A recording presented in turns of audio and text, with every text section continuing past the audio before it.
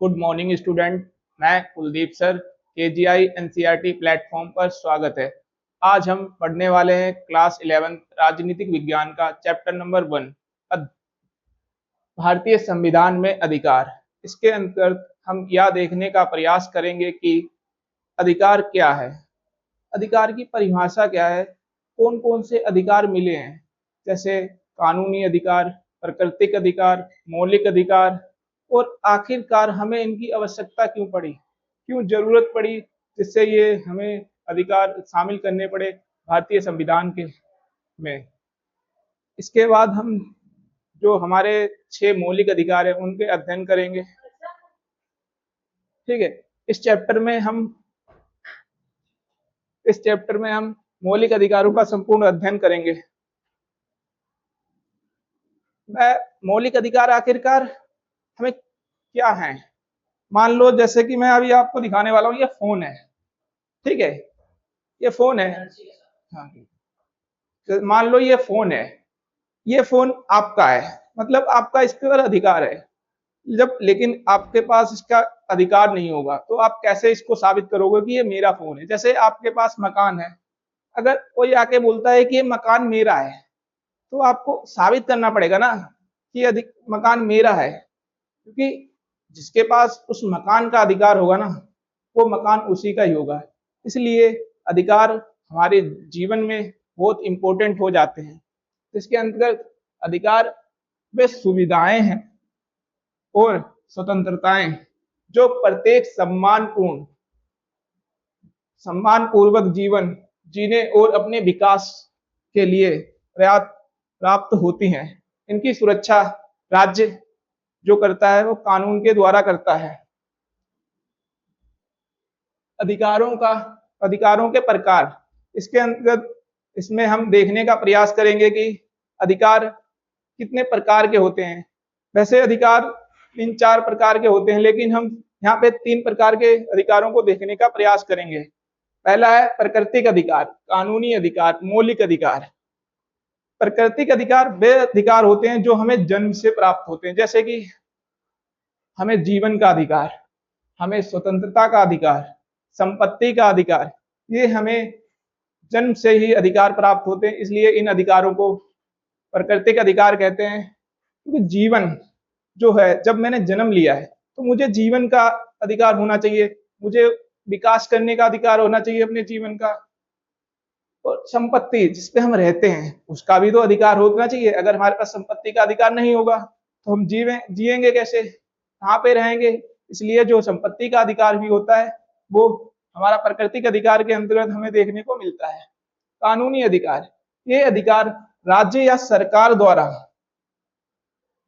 कानून निर्माण करके प्रदान किए जाते हैं। ठीक है, इनमें शामिल होते हैं जो संपत्ति खरीदने और बेचने का अधिकार, न्यायालय में जाने का अधिकार। अगर कोई अधिकार है आपका उल्लंघन हो जाता है, उसका कोई आपके अधिकारों के विरुद्ध कोई कार्यवाही करता है तो आप उन अधिकारों के सुरक्षित रखने के लिए अपने न्यायालय जा सकते हैं। ठीक है, फिर अधिकार हमें देखने को मिलता है मौलिक अधिकार, जो कि बहुत इंपॉर्टेंट अधिकार होते हैं। ये हमारे संपूर्ण जीवन को विकसित करने में अपना योगदान देते हैं। ठीक है, इसमें हम देखने का प्रयास करेंगे समानता का अधिकार, स्वतंत्रता का अधिकार, संवैधानिक उपचारों का अधिकार, शोषण के विरुद्ध अधिकार, सांस्कृतिक एवं शैक्षणिक अधिकार।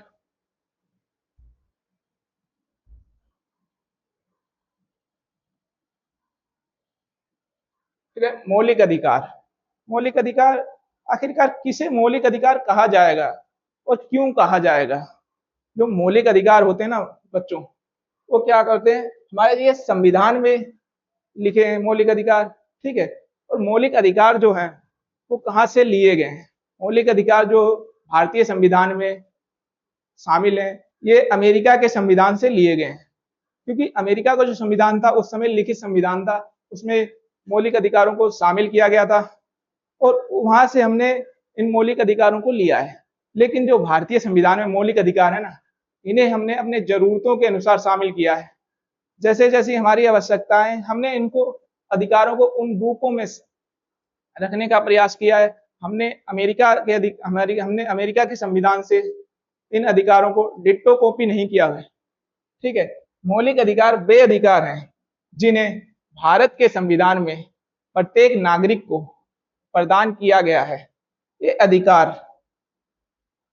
अधिकार नागरिकों की स्वतंत्रता, समानता, सुरक्षा और गरिमापूर्ण जीवन सुनिश्चित करते हैं तथा राज्य की मनमानी जो शक्तियां होती हैं उन पर रोक लगाने का काम करते हैं। कौन? मौलिक अधिकार। इतना आपको समझ में आया होगा बच्चों। आगे हम देखने वाले हैं कि मौलिक अधिकारों की आवश्यकता क्यों हुई। जैसा कि मैंने आपको स्टार्टिंग में ही बताया ना, अधिकार क्या है। अधिकार, अगर कोई चीज भी हमारा अधिकार ही नहीं होगा ना, तो हमें कैसे पता चलेगा कि हम इस पे रह सकते हैं या नहीं, हम यहाँ निवास कर सकते हैं या नहीं। क्योंकि अगर आपके पास अधिकार नहीं है ना, तो आपको लोग प्रताड़ित करेंगे। ठीक है, इसलिए हमारे जीवन के लिए ना अधिकार बहुत ही इंपॉर्टेंट हो जाते हैं। ठीक है, इसमें जो अधिकार है ना, वो व्यक्ति की गरिमा और सम्मान की रक्षा के लिए आवश्यक होते हैं। व्यक्ति की स्वतंत्रता, व्यक्ति किस प्रकार के कपड़े पहनेगा वो अपने आप में सुरक्षित है, उसे पता होना चाहिए कि वो किस प्रकार के कपड़े पहनेगा। उसके ऊपर इस मामले में किसी भी प्रकार का प्रतिबंध नहीं लगाया जाना चाहिए। ठीक है, फिर समानता और भेदभाव से मुक्ति दिलाने के लिए जो हमारे मौलिक अधिकार हैं, ये समाज में अगर सभी वर्ग समान नहीं है ना, तो जो वर्ग प्रभुत्वशाली है वो हमारे वंचित वर्ग पे अब शोषण करेगा। इसलिए मौलिक अधिकार के अंतर्गत हमें समानता और भेदभाव से मुक्ति दिलाने के लिए काफी आवश्यक होते हैं। शोषण और अन्याय के विरुद्ध सुरक्षा प्रदान करते हैं। जैसे अगर कोई मेरे अधिकारों का शोषण करता है, ठीक है, तो उसका जो सुरक्षा प्रदान करेगा ना, वो संविधान करेगा। ठीक है, लोकतंत्र को मजबूत करने और न्यायपूर्ण समाज स्थापित करने में मौलिक अधिकारों का बहुत ही अधिक योगदान होता है। जैसे कि मैं आपसे भी बात करता हूं, आप कहीं जा रहे हो, आपके किसी ने थप्पड़ मार दिया और आप थप्पड़ जब उसने मार दिया, आपके यहाँ पे क्या हुआ? अधिकारों का आपके साथ हनन हो गया। आपके अधिकार जो थे वहां पे हनन हो गया।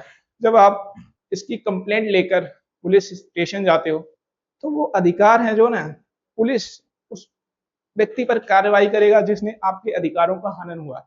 इस प्रकार जो हमारा संविधान है वो हमारे मौलिक अधिकारों की रक्षा करता है। अब मैं एक एग्जांपल देता हूं। मान लो कि हमें अधिकार तो दे दिए गए, ठीक है, हमें मौलिक अधिकार तो दे दिए गए, लेकिन अगर इन्हें सुरक्षित रखने का कार्य नहीं किया गया तो ये मौलिक अधिकार किसी काम के नहीं है। इसलिए मौलिक अधिकार देना जितना जरूरी है, उतना ही जरूरी ये भी हो जाता है उन मौलिक अधिकारों को, नागरिकों के अधिकारों को सुरक्षित रखा जाए। इसलिए लोकतंत्र को मजबूत और न्यायपूर्ण समाज में लोग बनाने के लिए सुरक्षा का जो विचार है बहुत इंपॉर्टेंट हो जाता है। इसके बाद हम देखने की कोशिश करेंगे बच्चों की विश्व में जो मौलिक अधिकार है वो कहाँ से आए हैं। जैसा कि ब्रिटेन है ना, वो 1215 में मैग्ना कार्टा जो है, यहाँ से मौलिक अधिकारों की उत्पत्ति होती है। पहला एक ग्रंथ यानी कि बुक बोल सकते हैं, जिसके अंतर्गत हमें मौलिक अधिकार जैसे विचार मिले हैं। आखिर कैसे आया यहाँ पे? जो ब्रिटेन था ना, इसके समाज के जो लोग थे, वो एक दिन इकट्ठा होकर राजा के पास जाते हैं, बोलते हैं कि हमें कुछ अधिकार तो दीजिए, जिससे हमारे ऊपर अत्याचार हो रहा है, हमारे ऊपर शोषण हो रहा है, उनसे हम बच तो सकें। अगर आप अधिकार ही नहीं दोगे तो हमें कोई भी चांटा वगैरह मार के चला जाएगा, हमारे अधिकार, हमारी जीवन खतरा में पड़ जाएगा, ऐसा उनका कहना था। तो जो राजा था वहां पे, जैसे कि सर जॉन ने मैग्ना कार्टा को ना स्वीकार किया था। उन्होंने कहा कि बात तो इम्पोर्टेंट है, ये इस पर विचार किया जाना चाहिए। जो मैग्ना कार्टा आया ब्रिटिश में, ठीक है, ब्रिटेन में, यहाँ पे ना शासक की मनमानी शक्तियां जो थी इस पर रोक लगाई गई थी, और नागरिकों की जो स्वतंत्रता है की दिशा में यह पहला महत्वपूर्ण कदम था। यानी कि ये जो पहला महत्वपूर्ण कदम उठाया गया था मौलिक अधिकारों को, उनके अधिकारों को सुरक्षित करने के लिए, जो कि ब्रिटेन से 1245-15 में, ठीक है। फिर फ्रांस में हमें देखने को मिलता है कि जो 1789 में, ठीक है, फ्रांसीसी क्रांति के बाद मानव नागरिक अधिकारों की घोषणा होती है।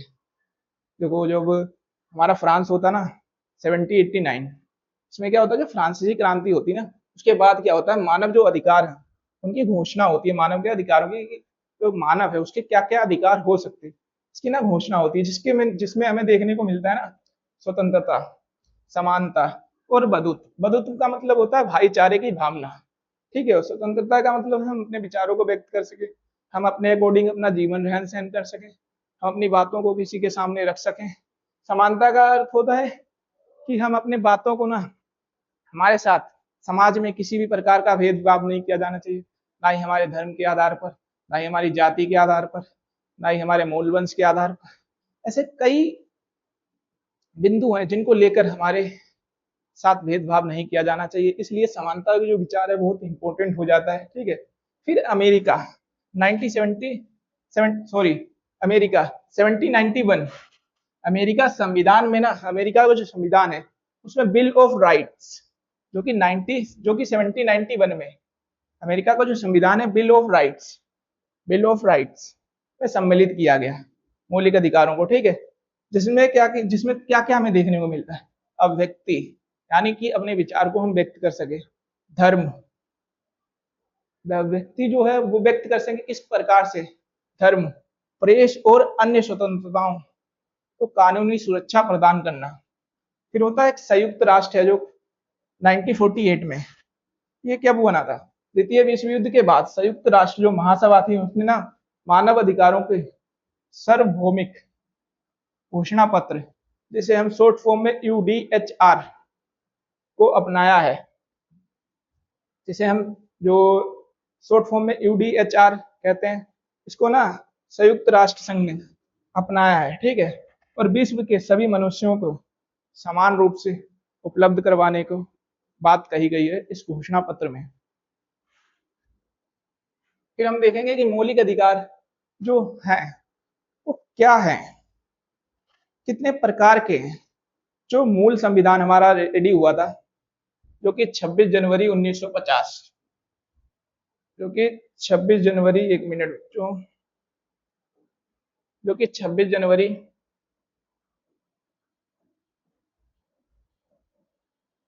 1950 को लागू हुआ था। इसमें जो मौलिक अधिकारों की संख्या थी वो 7 थी। 7 कौन कौन से थे, एक समानता का अधिकार था, एक स्वतंत्रता का अधिकार था, एक शोषण के विरुद्ध अधिकार था, एक धर्म की स्वतंत्रता का अधिकार था, और एक सांस्कृतिक और शैक्षणिक का अधिकार था, एक संवैधानिक उपचारों का अधिकार था, और एक संपत्ति का भी अधिकार था, जो कि वर्तमान में हमें देखने को नहीं मिलता है। जो संपत्ति का अधिकार अगर 7 थे तो संपत्ति का अधिकार कहाँ चला गया। जो संपत्ति का हमारा अधिकार है ना दोस्तों, वो आर्टिकल 300 ए कैपिटल, क्योंकि जब आप संविधान देखोगे ना तो वहां पे संविधान के साथ जो आर्टिकल है उनमें देखना कभी 300A, B, C ऐसा लिखा मिलेगा, कभी कैपिटल में मिलेगा, कभी स्मॉल लेटर्स में मिलेगा। इस बात का ध्यान रख के चलना, वहां पे गलती हो जाती है कभी कभार। तो 300A है, इसमें क्या किया गया, संपत्ति के अधिकार को जोड़ा गया, संपत्ति के अधिकार को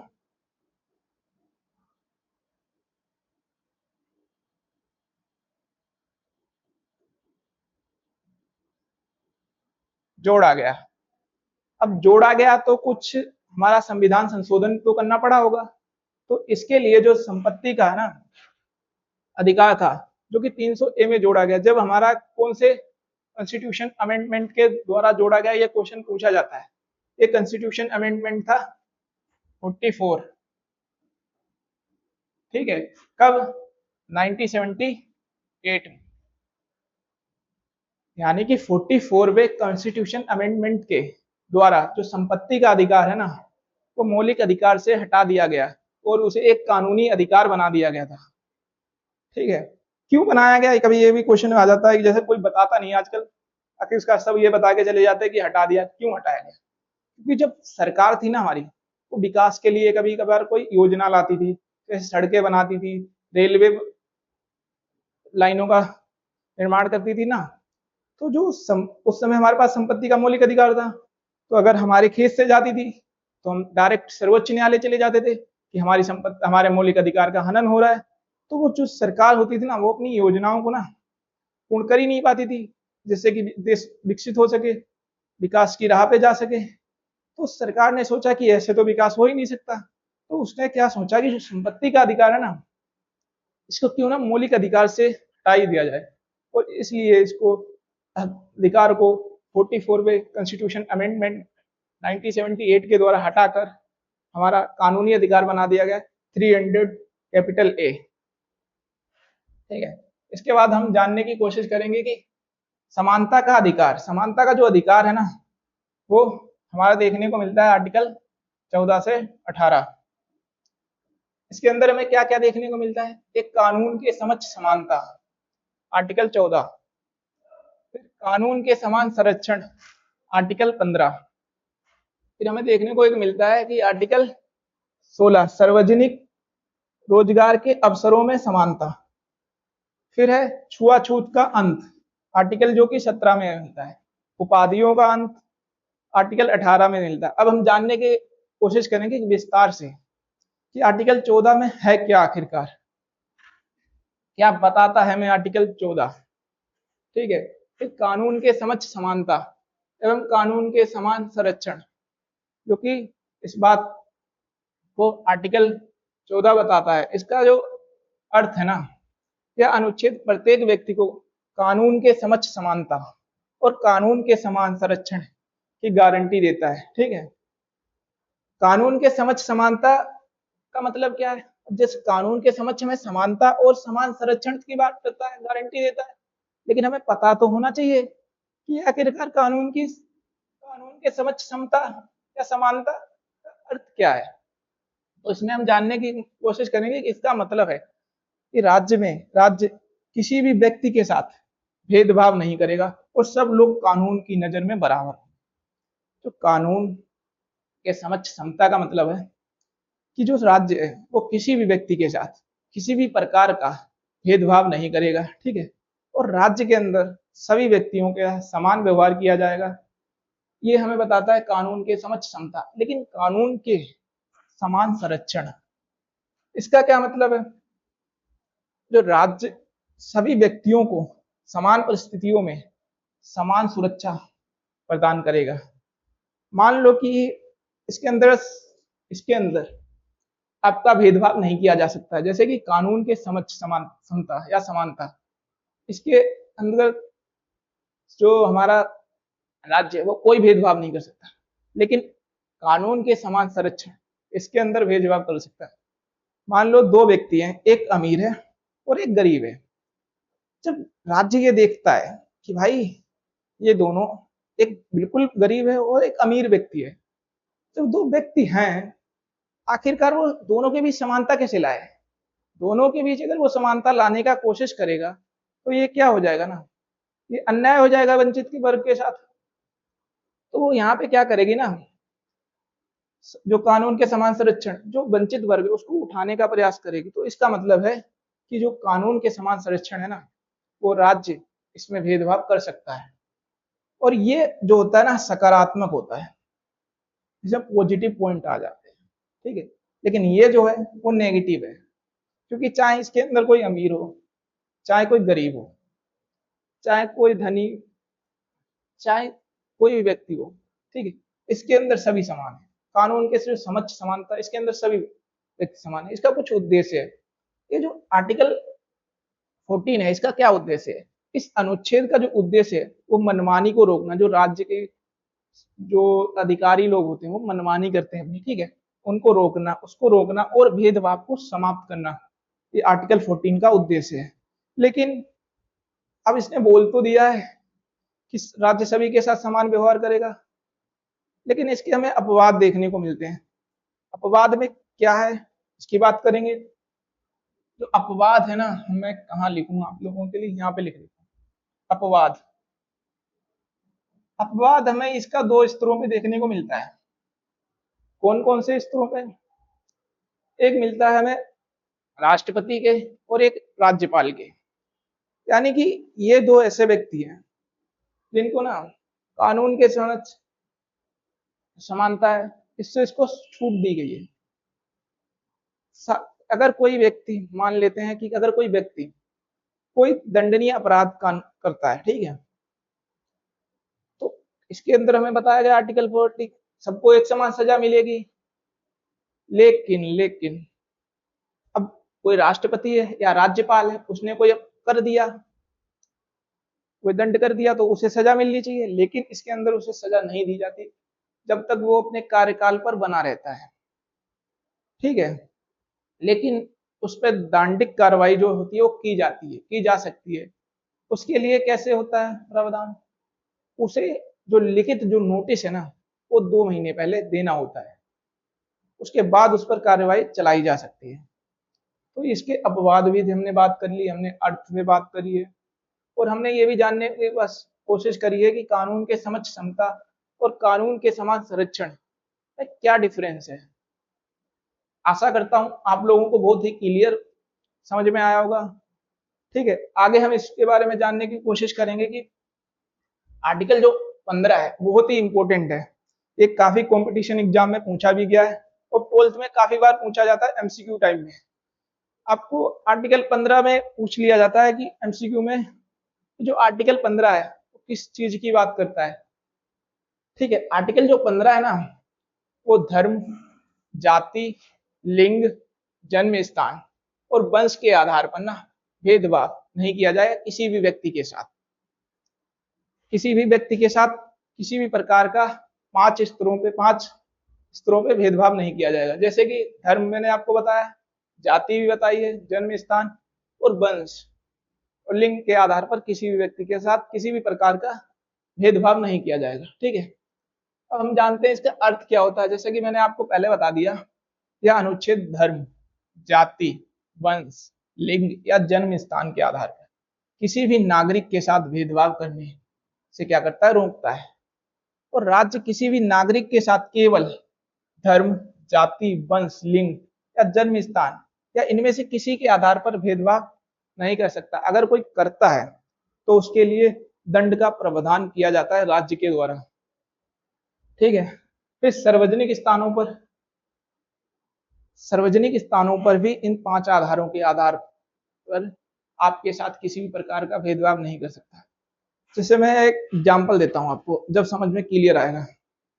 अब एक गरीब से व्यक्ति हो, बन के जाओ ऐसे ही, कपड़े फाड़ लो, चले जाओ किसी बढ़िया रेस्टोरेंट में, लेकिन जब आपको ना एंट्री ना दे, आपके कपड़ों को देखकर, आपके हुलिये को देखकर अगर वो एंट्री ना दे, तो समझ जाना कि आपके आर्टिकल 15 का उल्लंघन हो रहा है, ठीक है।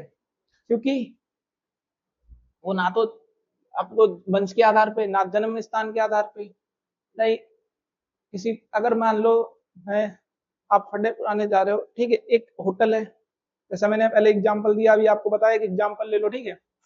उसमें एक जगह पे जा रहे हो तो वो बोलता है कि भाई हम इस धर्म के लोगों को ना अंदर आने नहीं देते, या इस स्टेट के लोग नहीं आ सकते इस रेस्टोरेंट में, या फिर बोले कि ये सिर्फ स्त्रियों के लिए है। तो ये जो होता है ना, यहाँ पे आर्टिकल 15 का उल्लंघन माना जाता है, ठीक है। तो ये सार्वजनिक स्थानों पर समान अधिकार देता है। आप किसी भी सार्वजनिक स्थान पर चले जाइए, अगर आपके निवास के स्थान पर कोई आपके साथ भेदभाव करता है तो ये आपके अधिकारों का हनन माना जाएगा। इसकी सुरक्षा हमें राज्य देता है, क्योंकि संविधान में बताया गया है, ठीक है। महिलाओं और बच्चों के लिए विशेष प्रावधान कर सकता है जो राज्य है, वो महिलाओं के लिए, तो जो बच्चे हैं उनके लिए कुछ विशेष प्रावधान कर सकता है उनकी सुरक्षा को लेकर, ठीक है। तो उसके अंदर हम ये नहीं कहेंगे कि हमारे साथ भेदभाव कर रहे हो तुम, हमारे साथ राज्य भेदभाव कर रहा है, ऐसा नहीं माना जाएगा। और ये जो आर्टिकल 15 है मौलिक अधिकार, ये केवल भारतीय नागरिक को प्राप्त होता है और किसी भी व्यक्ति को नहीं मिलता है।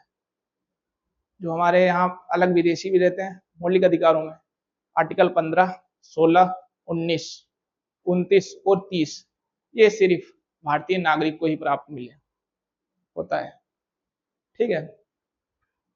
आगे हम जानने की कोशिश करेंगे कि आर्टिकल 16 है ना, जो भी मैंने पांच आधार बताएं, धर्म, जाति, लिंग, जन्म स्थान और वंश के आधार पर।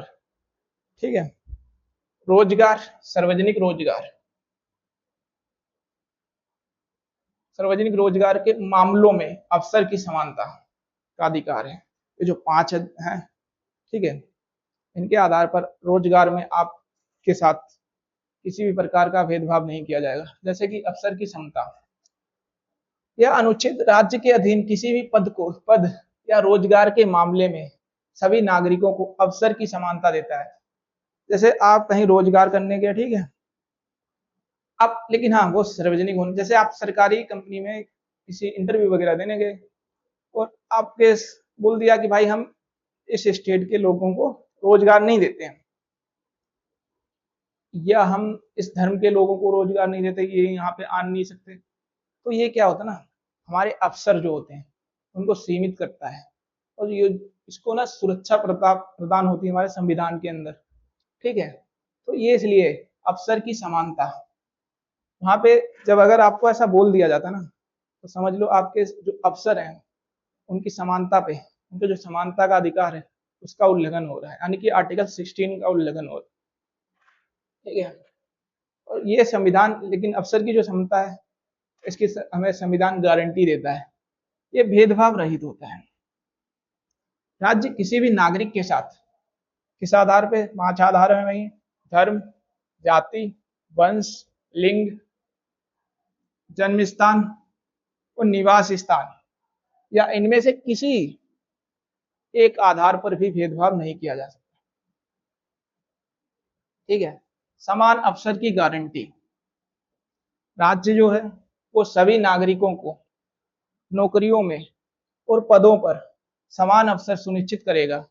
ठीक है, आप किसी भी जब कंपनी में जाओगे ना, तो वो ये नहीं बोलेगा कि हम इस धर्म के हैं, लेकिन वो सार्वजनिक होनी चाहिए, प्राइवेट हो सकती है तो, लेकिन वहां भी जो कानून है, उस जो आपके अधिकार है वहां पे उसका उल्लंघन माना जाएगा। ठीक है, जो कि आर्टिकल 16 है। और ये जो आर्टिकल 16 है ना, ये भी केवल नागरिकों को प्राप्त है। 5 अधिकार जो हैं वो केवल भारतीय नागरिक को प्राप्त है। ये काफी कॉम्पिटिशन के एग्जाम में पूछा जाता है। ठीक है, फिर आरक्षण का प्रावधान है, यानी जो राज्य है वो अपने कुछ जो पोस्ट होती हैं राज्य के अंदर, तो वहां पे ना निवास स्थान फिक्स कर देते हैं। तो ये वो जैसे ओबीसी वगैरह के लिए कर देते हैं, एससी एसटी, तो ये आप बोलोगे ना भेदभाव मेरे साथ हो, नहीं, वो ऐसा कर सकते हैं, उन्हें इससे छूट मिली है, नियुक्ति या पदों करने के लिए प्रावधान कर सकता है वो आरक्षण पिछड़े वर्गों के लिए। ठीक है, राज्य की सेवाओं में पर्याप्त रूप से प्रतिनिधित्व नहीं रखते जो अनुसूचित जाति हैं और जनजाति के लिए प्रावधान, राज्य जो है वो अनुसूचित जातियों और अनुसूचित जनजातियों की नियुक्ति या पदों में आरक्षण कर सकता है। जैसे कि वो महिलाओं के लिए आरक्षण कर सकता है, तो उसके आधार पर आप ये नहीं बोलोगे कि हमारे साथ भेदभाव किया जा रहा है। इसके लिए कुछ प्रावधान होते हैं। इसके बाद हम जानने की कोशिश करेंगे कि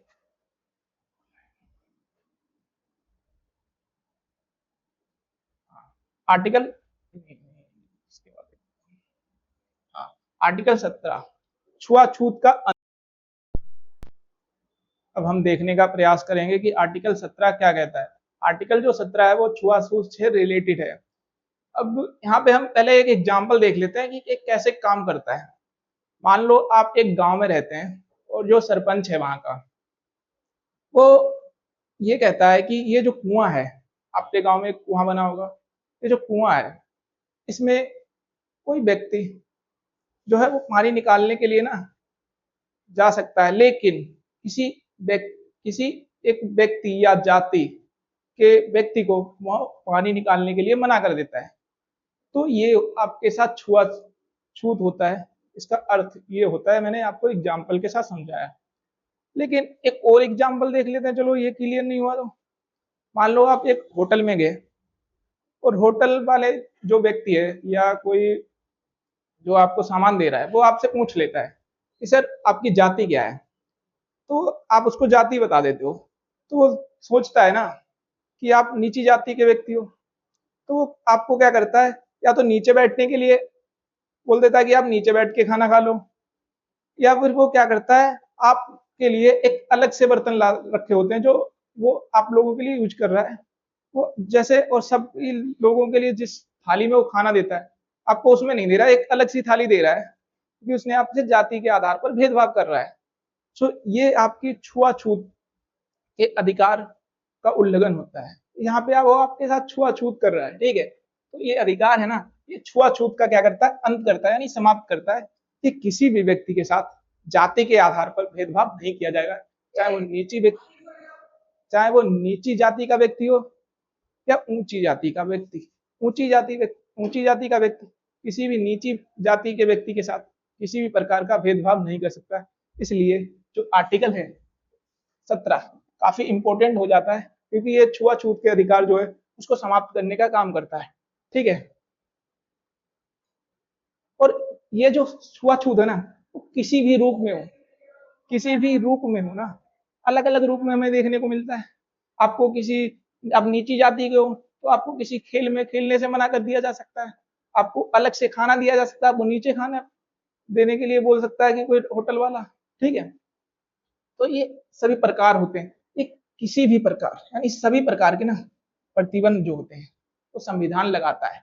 अगर आपके साथ इस आधार पर भेदभाव होता है तो जो सरकार, जो हमारा संविधान है, वो आपके अधिकार के लिए, रक्षा के लिए आर्टिकल 32 लाया है, जो कि संवैधानिक उपचार का अधिकार है, जिसके अंतर्गत जिसके में आपके साथ अगर आपके अधिकार का उल्लंघन होता है तो आप सीधे सर्वोच्च न्यायालय जा सकते हो, ठीक है। और ये दंडनीय अपराध है। अगर कोई व्यक्ति आपके साथ ये भेदभाव करता है तो ये दंडनीय अपराध माना जाएगा और उसे दंडनीय अपराध होगा, यानी कि उसे इसके लिए सजा दी जा सकती है। हमारे संविधान में इसके लिए प्रावधान किए गए हैं, ठीक है। इसके लिए कानून द्वारा दंड निर्धारित किया जाता है। फिर हम देखें कानून का जो दंड होता है उसके लिए क्या प्रावधान होते हैं, ठीक है। राज्य जो होता है इसके लिए राज्य प्रावधान करता है अपराधों के लिए कानून बनाने के लिए। जो राज्य होता है, ऐसा अगर कोई उल्लंघन होता है तो उसके लिए राज्य कानून बनाता है, ताकि जिस व्यक्ति ने उस व्यक्ति के साथ भेदभाव किया है जाति के आधार पर तो उसको वो दंड दे सके, ठीक है। इसके बाद हम पढ़ेंगे आर्टिकल नंबर 18, जो कि उपाधियों का अंत है। इसमें हम देखने का प्रयास करेंगे जो उपाधि है, उपाधि आखिरकार होता क्या है। उपाधि वो होता है जो या तो हम अपने नाम के आगे लगा लें या नाम के पीछे। जैसे आप इतिहास पढ़ते होंगे तो काफी ऐसे नाम आएंगे, जैसे महाराणा प्रताप सिंह, रमेश चंद्र सिंह, ऐसे कुछ लोग जो अपने नाम या के आगे या पीछे किसी उपाधि को लगा लेते हैं। तो वो क्या अपने आप को ना समाज के अंदर एक अलग रूप में दिखाने का प्रयास करते हैं, जो कि क्या है, समानता के अधिकार का उल्लंघन माना जाता है। इसलिए जो भारतीय संविधान है इसमें एक आर्टिकल 18 जोड़ा गया है, जो कि उपाधियां हैं उनका, उनको बोलता है कि आप अपने नाम के आगे और पीछे नहीं लगा सकते, ठीक है।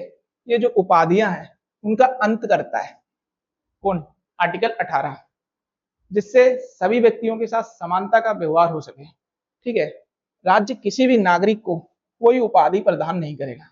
जो राज्य है, आप कोई कार्य करते हो ना, कोई पुरस्कार दिया जाता है। जैसे मैं मान लो आप कॉलेज में हूँ, कॉलेज में आपको ना एक पुरस्कार दे दिया गया काफी बढ़िया, ठीक है। तो आप जब आप जाते हो, आपके दोस्त बोलते हो भाई जलवे हैं तेरे, तो ऐसा करके उस जो पुरस्कार मिला ना आपको उस नाम से बोलते हैं। तो ये क्या होता है, ये आप अपने आप को अलग दिखाने का ना इसके माध्यम से प्रयास करते हो, जो कि एक समानता के अधिकार का उल्लंघन माना जाता है। तो इसलिए ना यहाँ पे जो राज्य है वो किसी भी नागरिक को ना कोई उपाधि प्रदान नहीं करेगा। लेकिन इसमें भी एक अपवाद है, जो कि शैक्षणिक उपाधि है और सैन्य उपाधि, इसको छोड़कर। इसका मतलब क्या है पूछ सकते हो आप। मैं मान लो मैं अपना एजुकेशन पूरा कर रहा हूँ, पढ़ाई कर रहा हूँ, ठीक है। मान लो मैंने पीएचडी कर ली, तो मेरे पास जो डॉक्टर की उपाधि है, मुझे अपने नाम के आगे मैं डॉक्टर लगा सकता हूँ। ये क्या है, शैक्षणिक उपाधि है। ऐसे ही कुछ सेना का उपाधि हो सकती है, जिसको जो उसने बढ़िया काम सेना में किए। तो ये जो दो उपाधि है यानी सैन्य और शैक्षणिक, इन उपाधियों को छोड़कर बाकी सभी उपाधियों को समाप्त कर दिया गया है।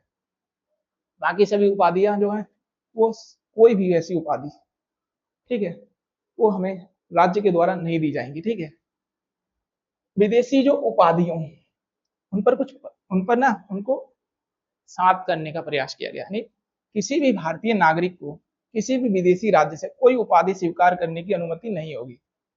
अगर मैं एक यहाँ पे एग्जाम्पल लेता हूँ, मान लो मैं या आप अमेरिका गए हो, ठीक है, और वहां पे ना आपको एक पुरस्कार मिला है जो कि एक उपाधि की तरह है, ठीक है, तो आप ना क्या कर सकते हो, आप जो भारतीय नागरिक हो, ठीक है, क्योंकि आपको वहां दिया जा रहा है तो आप उसको नहीं स्वीकार कर सकते एक उपाधि की तरह। ठीक है, हाँ, जो पुरस्कार होता है उसकी तरह ले सकते हो, लेकिन वो भी कब, जब उस जो राज्य है वो आपको अनुमति दे दे, ठीक है, तब आप ले सकते हो।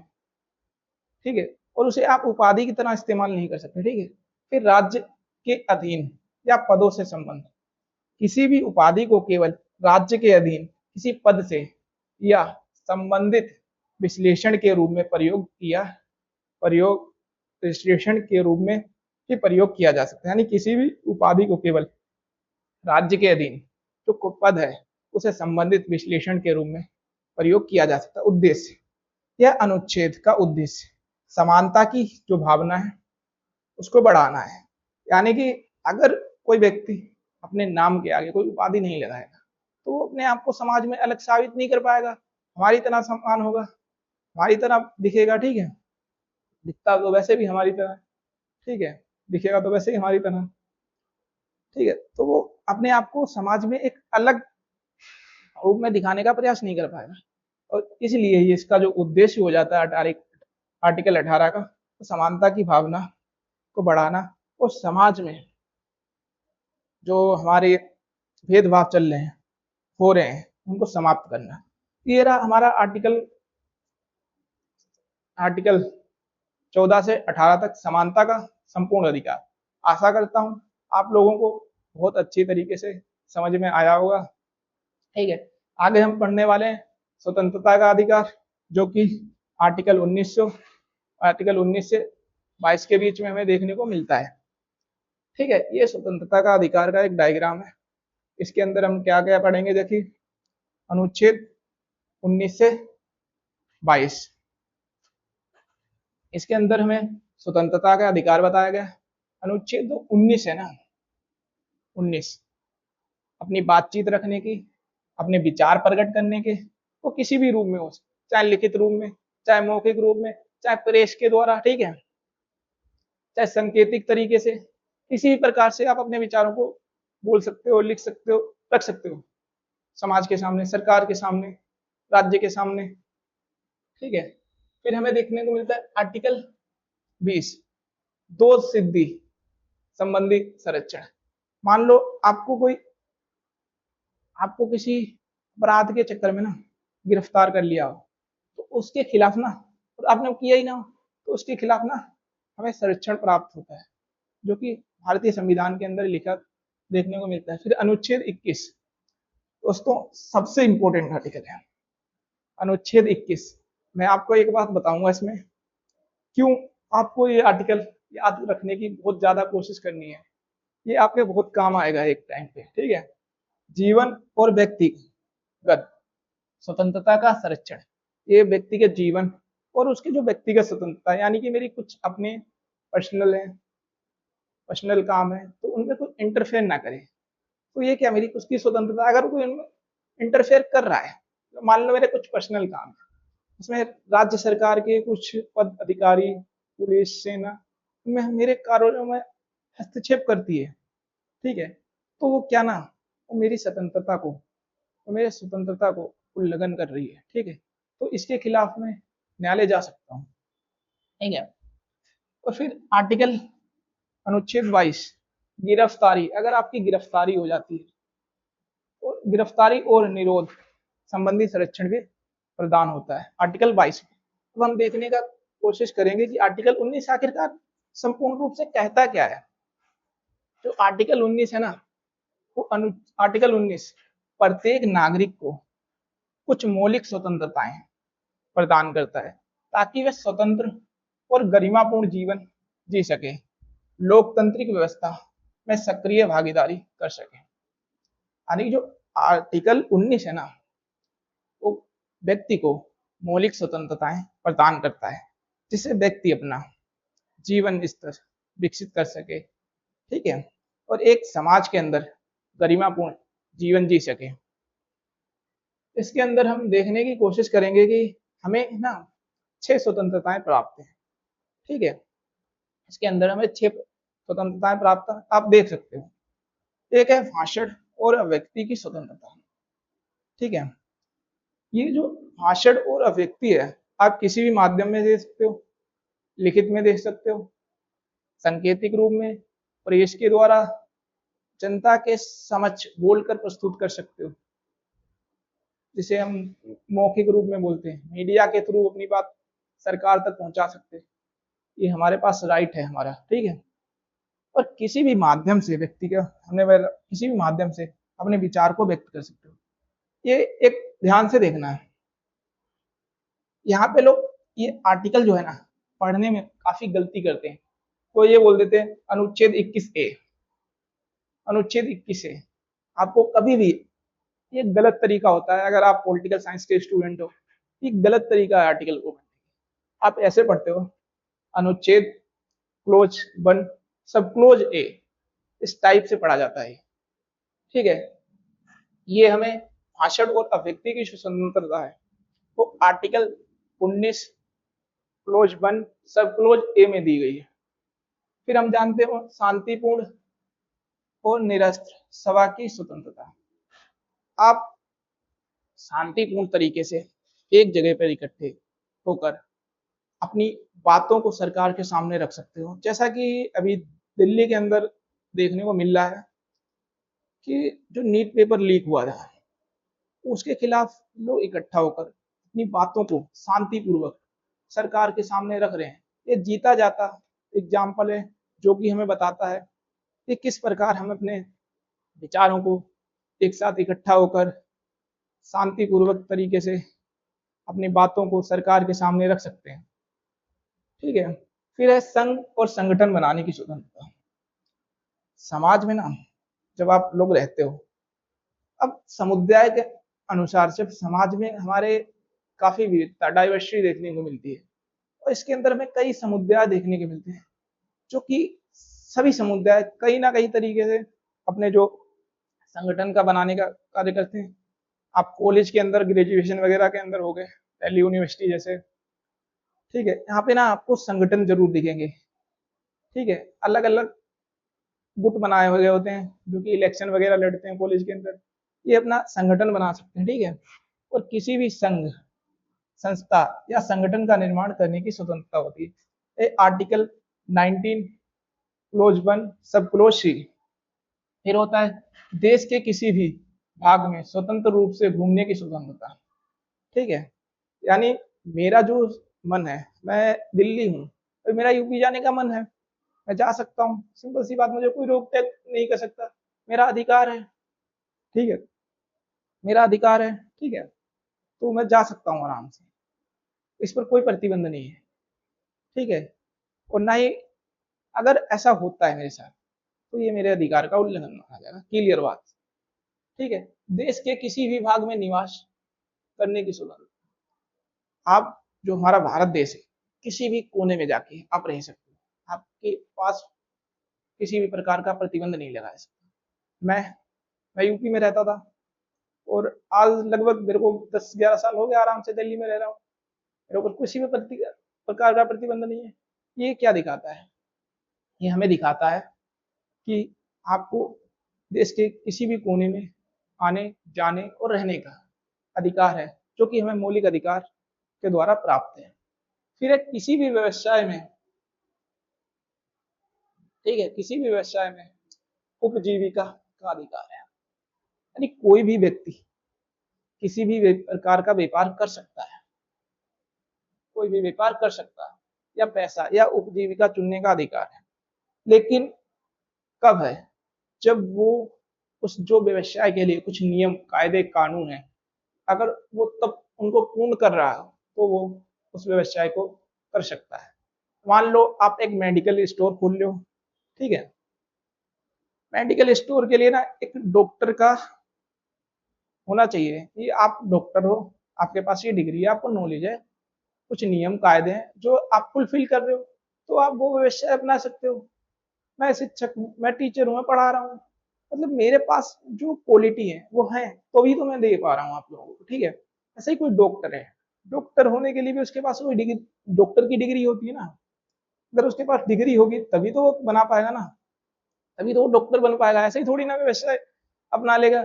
मान लो उसने अपना लिया, गलत दवा दे दी, किसी को कुछ और हो गया उसकी दवा खा के, तो वहां पे ना आपके पास तो आपके ऊपर प्रतिबंध लगाया जा सकता है। लेकिन इसमें आप पूर्ण रूप से अनुभवी हो, जो आप नियम कायदे कानून फुलफिल कर रहे हो, तो उसके ऊपर कोई प्रतिबंध नहीं है।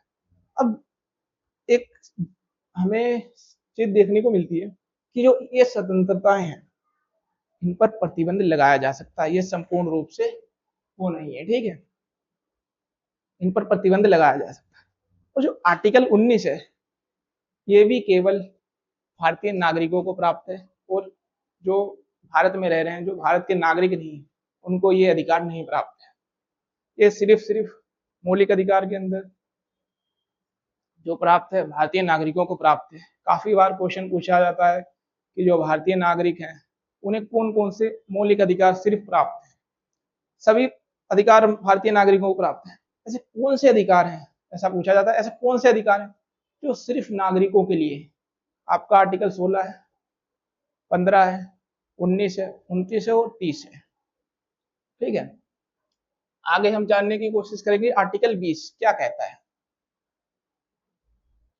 आर्टिकल जो 20 है ना, वो प्रत्येक व्यक्ति को कुछ विशेष संरक्षण प्रदान करता है आपराधिक कानून के संबंध में। यानी वो जो आर्टिकल 20 है वो क्या करता है, वो विशेष संरक्षण प्रदान करता है, यानी कि आपराधिक कानून के संबंध में यह संरक्षण व्यक्ति को राज्य की मनमानी शक्ति के दुरुपयोग से बचाते हैं। अब जो व्यक्ति है ना, ये कैसे संरक्षण प्रदान करता है, मैं एक एग्जांपल दे रहा हूँ, ठीक है। मैं कहीं जा रहा हूँ, अब जो राज्य सरकार की सेना है वो उठा के ले जाती है पुलिस, तो यह क्या हो रहा है ना, मेरे अधिकार का हनन हो रहा है यहाँ पे। क्यों, मुझे किस लिए ले जाया जा रहा है मुझे खुद नहीं पता, तो ये क्या कर रही है ना, हनन हो रहा है। और ये सरकार की क्या है, मनमानी शक्ति है। इस पर आर्टिकल 19 प्रतिबंध लगाता है, जो कि हमें विशेष संरक्षण प्रदान करता है, ठीक है। और उसके हमें न्याय के सिद्धांत को ना सुनिश्चित करता है, ठीक है। दो सिद्धि संबंधी संरक्षण, आर्टिकल 20 क्लोज 1, किसी भी व्यक्ति को उस कार्य के लिए दोषी नहीं ठहराया जाएगा जो उस समय अपराध नहीं मान था, जब वह किया गया, और ना ही उस समय से पहले प्रचलित कानून की अपेक्षा अधिक दंड दिया जाएगा। यानी दो सिद्धि संबंध, ठीक है। अब मान लो मैं यहाँ पे इस दो सिद्धि जो संबंध है संरक्षण, इसके बारे में एक एग्जांपल देता हूँ। मैं गाड़ी लेके जा रहा था एक दिन मान लो, और मैं हेलमेट नहीं लगा रखा, ठीक है। तो उस समय जो हेलमेट ना लगाने का जो जुर्माना था, मान लो आप 1 जनवरी को गाड़ी लेके गए और उस समय आप हेलमेट नहीं पहन रखे थे, ठीक है, जो कि पहनना चाहिए, आपको नियम है, आपको नियमों का पालन करना होगा समाज में। क्योंकि जब नियम का आप पालन करोगे ना, तो आपकी खुद की सुरक्षा भी होगी, और समाज के जो व्यक्ति हैं जो आपके साथ इधर उधर देखने को मिलते हैं उनकी भी सुरक्षा होगी, और समाज के सभी व्यक्तियों की सुरक्षा होती है जब अगर आप नियम और कायदे और जो कानून होते हैं उनका पालन करते हो। अब मान लो उस दिन मैंने अपने वो एग्जाम्पल दिया, उस समय जो कानून जो हेलमेट था उसका चालान का जो प्राइस था वो 500 रुपये था, ठीक है। भाई मैंने 500 रुपये दे दिए और चलाया, ठीक है। अब 26 जनवरी को अगर आप जाते हो, ठीक है, आप हेलमेट नहीं पहन के गए, लेकिन वहां पे जो कानून का प्रावधान है वो चेंज हो गया। तो कानून है, वहां का प्रावधान चेंज हो गया। जब कानून का जो प्रावधान है वो चेंज हो गया, अब उसमें ये मान लो कि 10,000 रुपए जुर्माना रख दिया गया और 2 साल की जेल रखी दी गई। अब मैं तो 1 जनवरी को गया था, जब तो ये नियम कायदे कानून थे नहीं। अब मैं तो, अगर मैंने तोड़ा था हेलमेट, अब मेरे को जो पुलिस है वो तो ये नहीं बोलेगी कि आपने नियमों का उल्लंघन किया है, आप चलो अब आप ये वाला दंड दो, नहीं। जो उस समय पे नियम थे या कायदे थे, कानून थे, मुझे सिर्फ उसी के अकॉर्डिंग दंड दिया जाएगा, जो बाद में बने उसके अकॉर्डिंग नहीं दिया जाएगा, ठीक है। अब है द्वितीय दंड से संरक्षण। मान लो एक व्यक्ति है, इसने कोई दंड किया, चोरी कर ली, और चोरी की जो उस समय सजा है, मान लो एक 6 महीने सजा है, ठीक है। ये भाई 6 महीने गया जेल, 6 महीने जेल में सजा काट के आया। अब उसके बाद जो सजा हो गई वो 2 साल की हो गई। अब इस व्यक्ति को अगर दोबारा बुला लेते हैं ना कि आओ आपकी सजा तो 2 साल की हो गई, अब तो ऐसा नहीं है, ठीक है। ये हमें द्वितीय जो दंड होता है ना, हमारा संविधान मौलिक अधिकारों के माध्यम से इसको संरक्षण देने का प्रयास करता है, ठीक है। इसका मतलब है कि किसी भी व्यक्ति को एक ही अपराध के लिए एक बार दोष सिद्ध हो जाने या बरी किए जाने के बाद पुनः उसी अपराध के लिए अभियोजित को दंडित नहीं किया जाएगा। ये मैंने साइड में एग्जाम्पल लिखे हैं तो बोल भी दिया है आपको, ठीक है। एक होता है आत्म अभियोग से संरक्षण, यानी कि मैं एक अपराधी,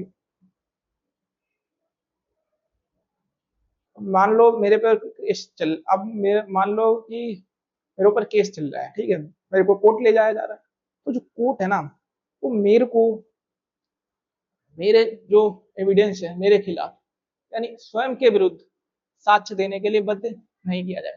अब मैं अपराधी हूं मान लो, ठीक है, मैं अपने खिलाफ साक्ष्य दूं कि भाई मैं अपराधी हूं, मैं साबित कर सकता हूं कि मैंने ये कार्य किया है, ठीक है। तो इसके लिए ना मुझे स्वयं के विरुद्ध साक्ष्य देने के लिए बाध्य नहीं कर सकता, ना ही पुलिस कर सकती है, पुलिस कर नहीं सकती अब, ठीक है। तो ये किस लिए दिए गए, ताकि हमारे जो जीवन है, स्वतंत्रता है, वो सुरक्षित रह सके और हम अपनी बातों को समाज के सामने रख सके, ये हमारा संविधान कहता है, ठीक है। और ये हर व्यक्ति के लिए मौलिक अधिकार काफी इंपॉर्टेंट हो जाता है, ठीक है। इसके माध्यम से वो अपने विचारों को समाज के अंदर रखता है। आगे हम जानने की बात करेंगे आर्टिकल 21। आगे क्या कहता है आर्टिकल 21 दोस्तों। आर्टिकल 21 काफी इंपॉर्टेंट है, ये कई कंपटीशन एग्जाम में पूछा गया है, और जो मैंने यहाँ पे बताया ना, इससे बाहर आर्टिकल 21 में कुछ नहीं पूछा जा सकता। मैं बता दूंगा क्या पूछा जाएगा, ठीक है। इससे बाहर कुछ नहीं आर्टिकल 21 में पूछा जाएगा, लेकिन ये हर कंपटीशन एग्जाम में, आपका सीयूटी एग्जाम होगा उसमें भी पूछा जाएगा, ठीक है।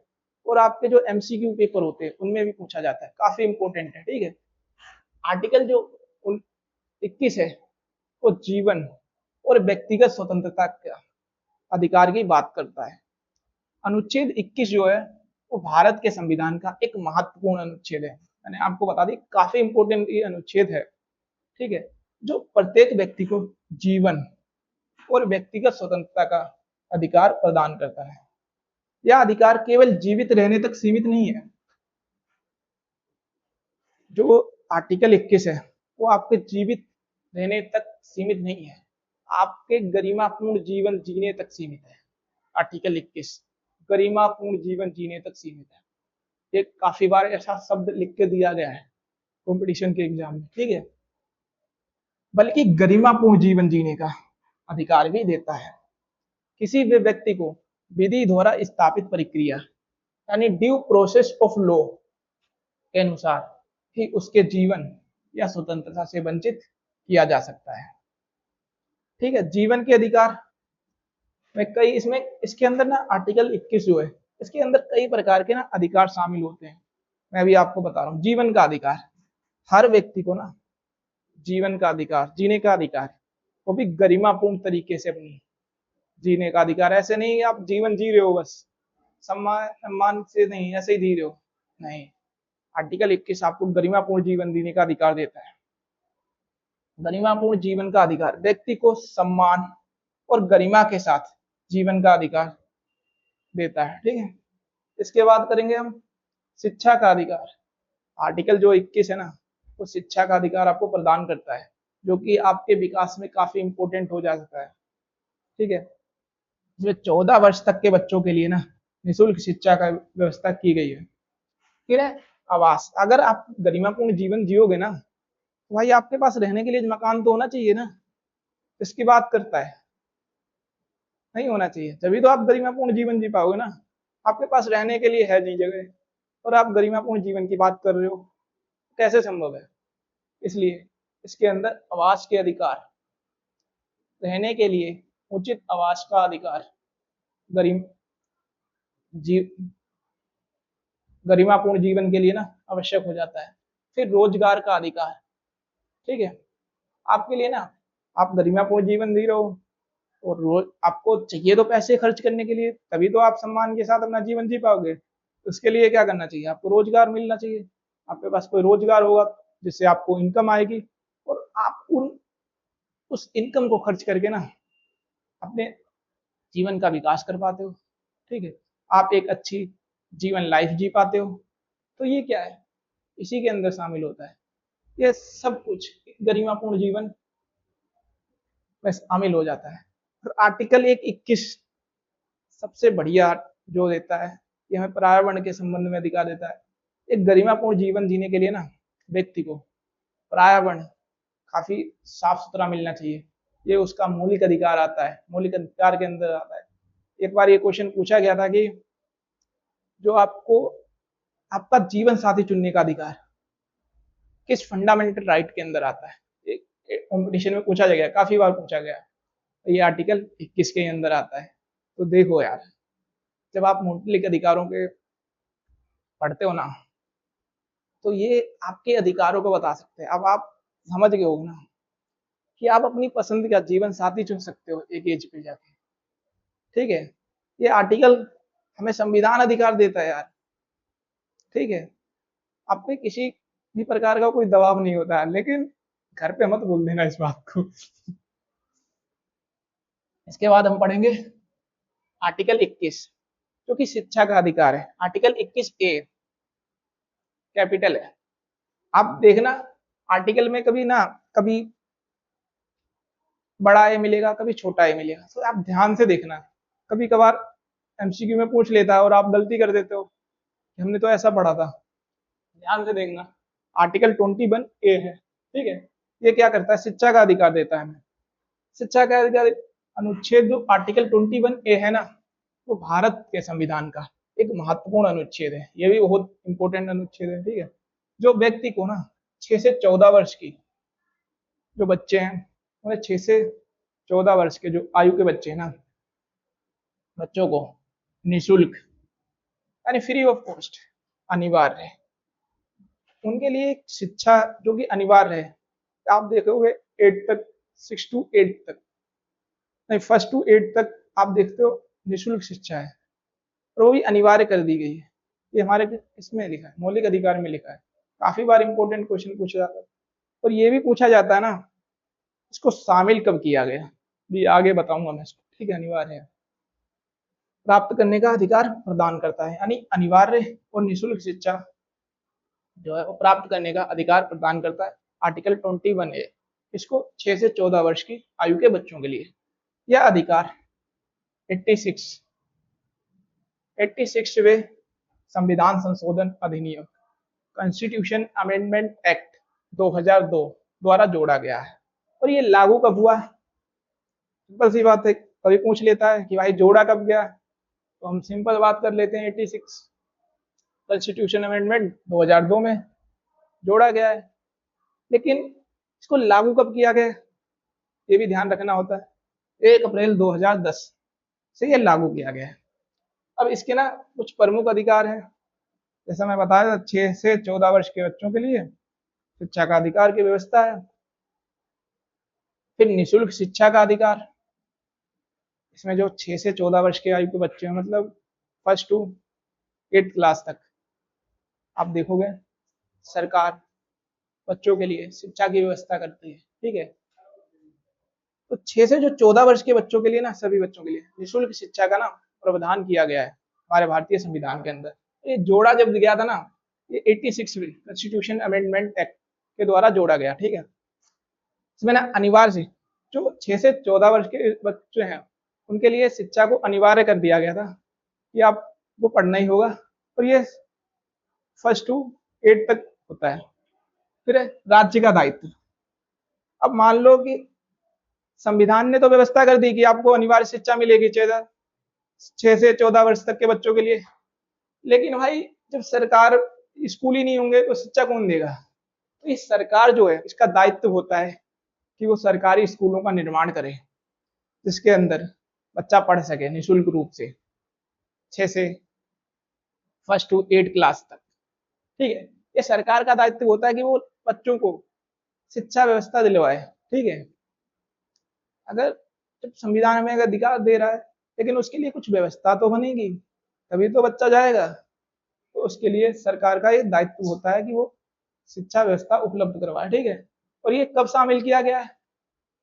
86 कॉन्स्टिट्यूशन अमेंडमेंट 2002 के द्वारा 21A जोड़ा गया, कैपिटल ए है। ठीक है, इसमें हम आगे इसमें हम देखने की बात करेंगे कि आर्टिकल 22 क्या कहता है। आर्टिकल 22 जो ना गिरफ्तारी और निरोध के संबंध में संरक्षण का अधिकार हमें प्रदान करता है। जैसे अनुच्छेद जो 22 है ना, वो संविधान का या प्रावधान करता है कि व्यक्ति को ना गिरफ्तारी और निरोध की स्थिति में उसे कुछ विशेष संरक्षण प्रदान करे। इसका उद्देश्य व्यक्ति की स्वतंत्रता की रक्षा करना है और मनमानी गिरफ्तारी व लंबे समय तक निरोध से बचाना है। ठीक है, इसके अंदर कुछ प्रावधान किए गए। गिरफ्तारी की सूचना देने का अधिकार। मान लो आपको गिरफ्तार कर लिया गया पुलिस के द्वारा, आप कहीं जा रहे थे, एकदम पुलिस आई आपको गिरफ्तार कर लेती है, तो गिरफ्तारी जो आपको किया है ना, इसकी सूचना देने का अधिकार जो है ना, वो होता है पुलिस को।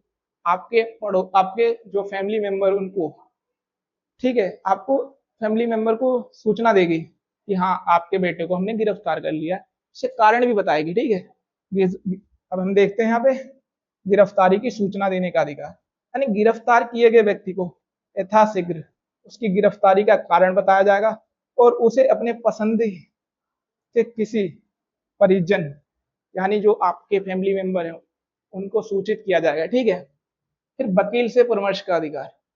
मान लो आपको गिरफ्तार कर लिया गया, ठीक है, तो यहाँ पे तो आपकी जो स्वतंत्रता है की रक्षा नहीं हो पा रही है, क्योंकि आपको ना संविधान में ये प्रावधान किया गया है कि ना आप अपने वकील से परामर्श कर सकते हो, आप अपने वकील को हायर कर सकते हो। नहीं, गिरफ्तार व्यक्ति को अपनी पसंद के वकील से परामर्श करने और उससे बचाव की सलाह देने का अधिकार होता है। फिर 24 घंटे के अंदर एक आता है, 24 घंटे के अंदर ना मजिस्ट्रेट के सामने आपको प्रस्तुत किया जाएगा।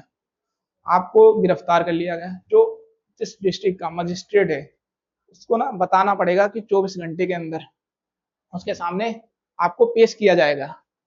गिरफ्तार व्यक्ति को 24 घंटे के भीतर निकटतम जो मजिस्ट्रेट उस वहां पे जो भी निकटतम होगा वहां पे आपको पेश किया जाएगा। ठीक, और इसके अंदर ना जो यात्रा का जो समय होता है, यानी कि जो आपको ले जाने और ले आने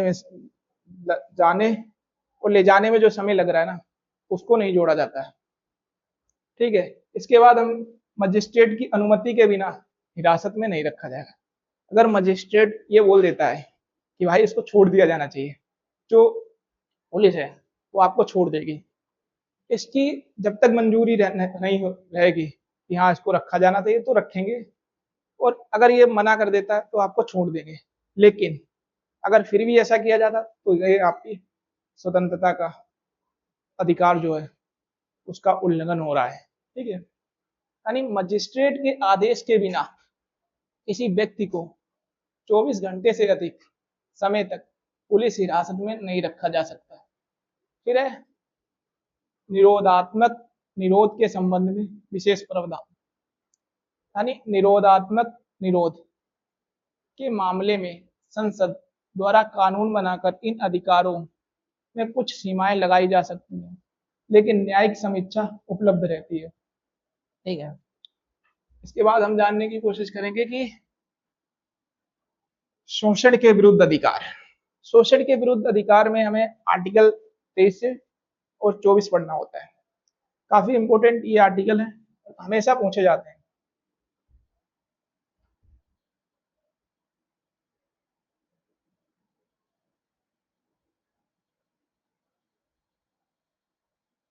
और जो 24 होता है वो शोषण के विरुद्ध अधिकार के अंतर्गत आता है। ठीक है, अनुच्छेद जो 23 है ना, वो भारत के संविधान का वो यह प्रावधान करता है कि मानव जो तस्करी है, मानव का यानी तस्करी यानी मानव का व्यापार, ठीक है, मानव तस्करी इसका मतलब होता है ना व्यापार, खरीद बिक्री, कोई मानव की खरीद बिक्री नहीं कर सकता। ठीक है, इसको प्रतिबंध करता है। ठीक है, बेगार, बेगार का मतलब होता है कि जो व्यक्ति है ना उसकी इच्छा के विरुद्ध जबरन काम करवाना। बेगार का अर्थ जो होता है ना, कोई भी व्यक्ति है, मैं व्यक्ति हूं, मेरी इच्छा नहीं है कोई काम करवाने की, लेकिन मेरे से जबरदस्ती करवाया जा रहा है। ठीक है, तो ये इसको इससे ये हमें सुरक्षा संविधान इससे रिलेटेड प्रदान करता है। अगर कोई कार्य मेरी इच्छा नहीं है और मैं कर मेरे से किसी कोई करवा रहा है, तो ये ना मेरा शोषण हो रहा है यहाँ पे। ठीक है, यहाँ पे मेरा शोषण हो रहा है माना जाएगा। ठीक है, इसके खिलाफ हमें सुरक्षा प्रदान करता है शोषण के विरुद्ध अधिकार। ठीक है, फिर है बंधुआ मजदूरी। ठीक है, यानी कर्ज, आपने जैसे आप ना कोई व्यक्ति है, आपने मान लो उससे कर्ज ले रखा है, या आपके यहाँ आप उसके यहाँ कार्य कर रहे हो, लेकिन वो ना आपको मजदूरी नहीं दे रहा उस कार्य की, बस ऐसे ही कार्य करवा रहा है, तो ये होता है ना कर्ज या अन्य कारणों से किसी को बंधुआ मजदूर बनाकर काम करवाना कानून के अपराध माना जाएगा। यानी कि आपको अगर इनकम नहीं मिल रही है और आपसे वो काम करवा रहा है ना, तो ये क्या होगा, बंधुआ मजदूर बनाकर एक काम कराना कानून अपराध माना जाएगा। इसके लिए उस व्यक्ति को सजा भी हो सकती है। ठीक है, इसके अंदर हम देखेंगे कि मानव तस्करी जो है इस पर प्रतिबंध लगाया गया है, यानी जो किसी भी व्यक्ति के खरीद या बिक्री मानव तस्करी के किसी भी रूप में प्रतिबंध। कई बार आपने देखा होगा कि मानव का जो अपहरण करके उसके पार्ट्स को बेचा जाता है। ठीक है, उसके जो पार्ट्स होते हैं वो निकाल के बेचे जाते हैं मार्केट में। ठीक है, ठीक है, और ये इनलीगल होता है, तो ये मानव तस्करी के अंदर ही देखने को मिलेगा हमें। ठीक है, फिर बेगार, बेगार पर प्रतिबंध लगता है, यानी किसी भी व्यक्ति से उसकी इच्छा के विरुद्ध जबरन काम कराना, उस पर भी प्रतिबंध लगाता है। ये देखना, मैंने साइड में ना कुछ डायग्राम वगैरह दे रखे हैं, ये आप कुछ फुट नोट्स बनाओगे ना तो काफी बढ़िया से आप सिंबल का यूज करके बना देना, तो आपको ना जो देखते ही कंटेंट है वो पूरा याद आने लगता है। ठीक है, और बंधुआ मजदूरी इस पर भी प्रतिबंध लगाए गए। आगे हम देखने की बात करेंगे आर्टिकल नंबर 24, बाल श्रम पर प्रतिबंध। यानी अनुच्छेद जो 24 है वो ये बताता है कि जो 14 वर्ष से कम आयु के बच्चों को किसी भी कारखाने खान या किसी अन्य खतरनाक कार्य में काम पर लगाने पर प्रतिबंध लगता है। आर्टिकल जो हमारा 24 है ना, वो 14 वर्ष से कम आयु के बच्चों को ना कारखाने खान या अन्य खतरनाक कार्य में कार्य करने से रोकता है। लेकिन जब हम रियलिटी देखते हैं ना, तो काफी बच्चे कार्य करते हुए हमें दिखते हैं, क्योंकि 14 वर्ष से कम होते हैं। जैसे कि आप चाय की टपरी पे देख लोगे, आप कहीं घूमने निकलो, चाय की टपरी पे ना आपको कोई ना कोई 14 वर्ष से कम आयु का लड़का दिख जाएगा, जो कि आपको चाय सप्लाई कर रहा होता है वहां। तो क्या संविधान में ना इसके लिए कोई प्रावधान है? देखिए, संविधान जो कहता है ना, क्या उसके अधिकारों का वहां पे हनन नहीं हो रहा है? तो कुछ लोग ये मानते हैं कि जो ये खतरनाक कार्य नहीं है, इसके अंदर जो कार्य कर रहा है ना, वो आजीविका अपनी चलाने के लिए कर रहा है, खतरनाक कार्य नहीं है माना जाएगा। तो भाई ये जो है, ये 4-3 आधारों पे मना करता है। कारखानों में, खान में, खतरनाक जो कार्य स्थान होते हैं वहां पे प्रतिबंध करता है। लेकिन आपका कोई घर में आपका कोई खुद का बिजनेस है, लेकिन उसमें बच्चा हाथ बटा रहा है, ये भी तो उसके अधिकार का उल्लंघन माना जाएगा। ठीक है, तो ऐसे में ना हमें बाल श्रम जो हो रहा है समाज में, उस पर मौलिक अधिकार प्रतिबंध लगाने का कार्य करते हैं। अगर हमें कोई ऐसा दिखता है और वो अपने अधिकारों के प्रति जागरूक होता है ना, तो हम सीधे न्यायालय में जाके आर्टिकल 32 के तहत, संवैधानिक उपचार के तहत सर्वोच्च न्यायालय में अपनी याचिका दायर कर सकता है। ठीक है, फिर हम देखेंगे कि आर्टिकल जो 24 है ना, इसकी कुछ अपनी मुख्य बातें हैं। आयु सीमा हमने बता दी आपको, 14 वर्ष से कम आयु के बच्चों को काम पर लगाना प्रतिबंधित है। किसी भी कारखाने या खान या खतरनाक कार्य में काम पर लगाना कानूनन अपराध है। इसका उद्देश्य क्या है? ऐसा क्यों किया गया कि जो बाल श्रम है उसको प्रतिबंधित किया गया? क्यों? कुछ उद्देश्य तो रहा होगा, तभी तो किया है। बच्चों के स्वास्थ्य, उनकी जो शारीरिक स्वास्थ्य होती है, उनकी सुरक्षा, और उस समय उनका विकास हो रहा था, उनके नैतिक विकास की रक्षा करना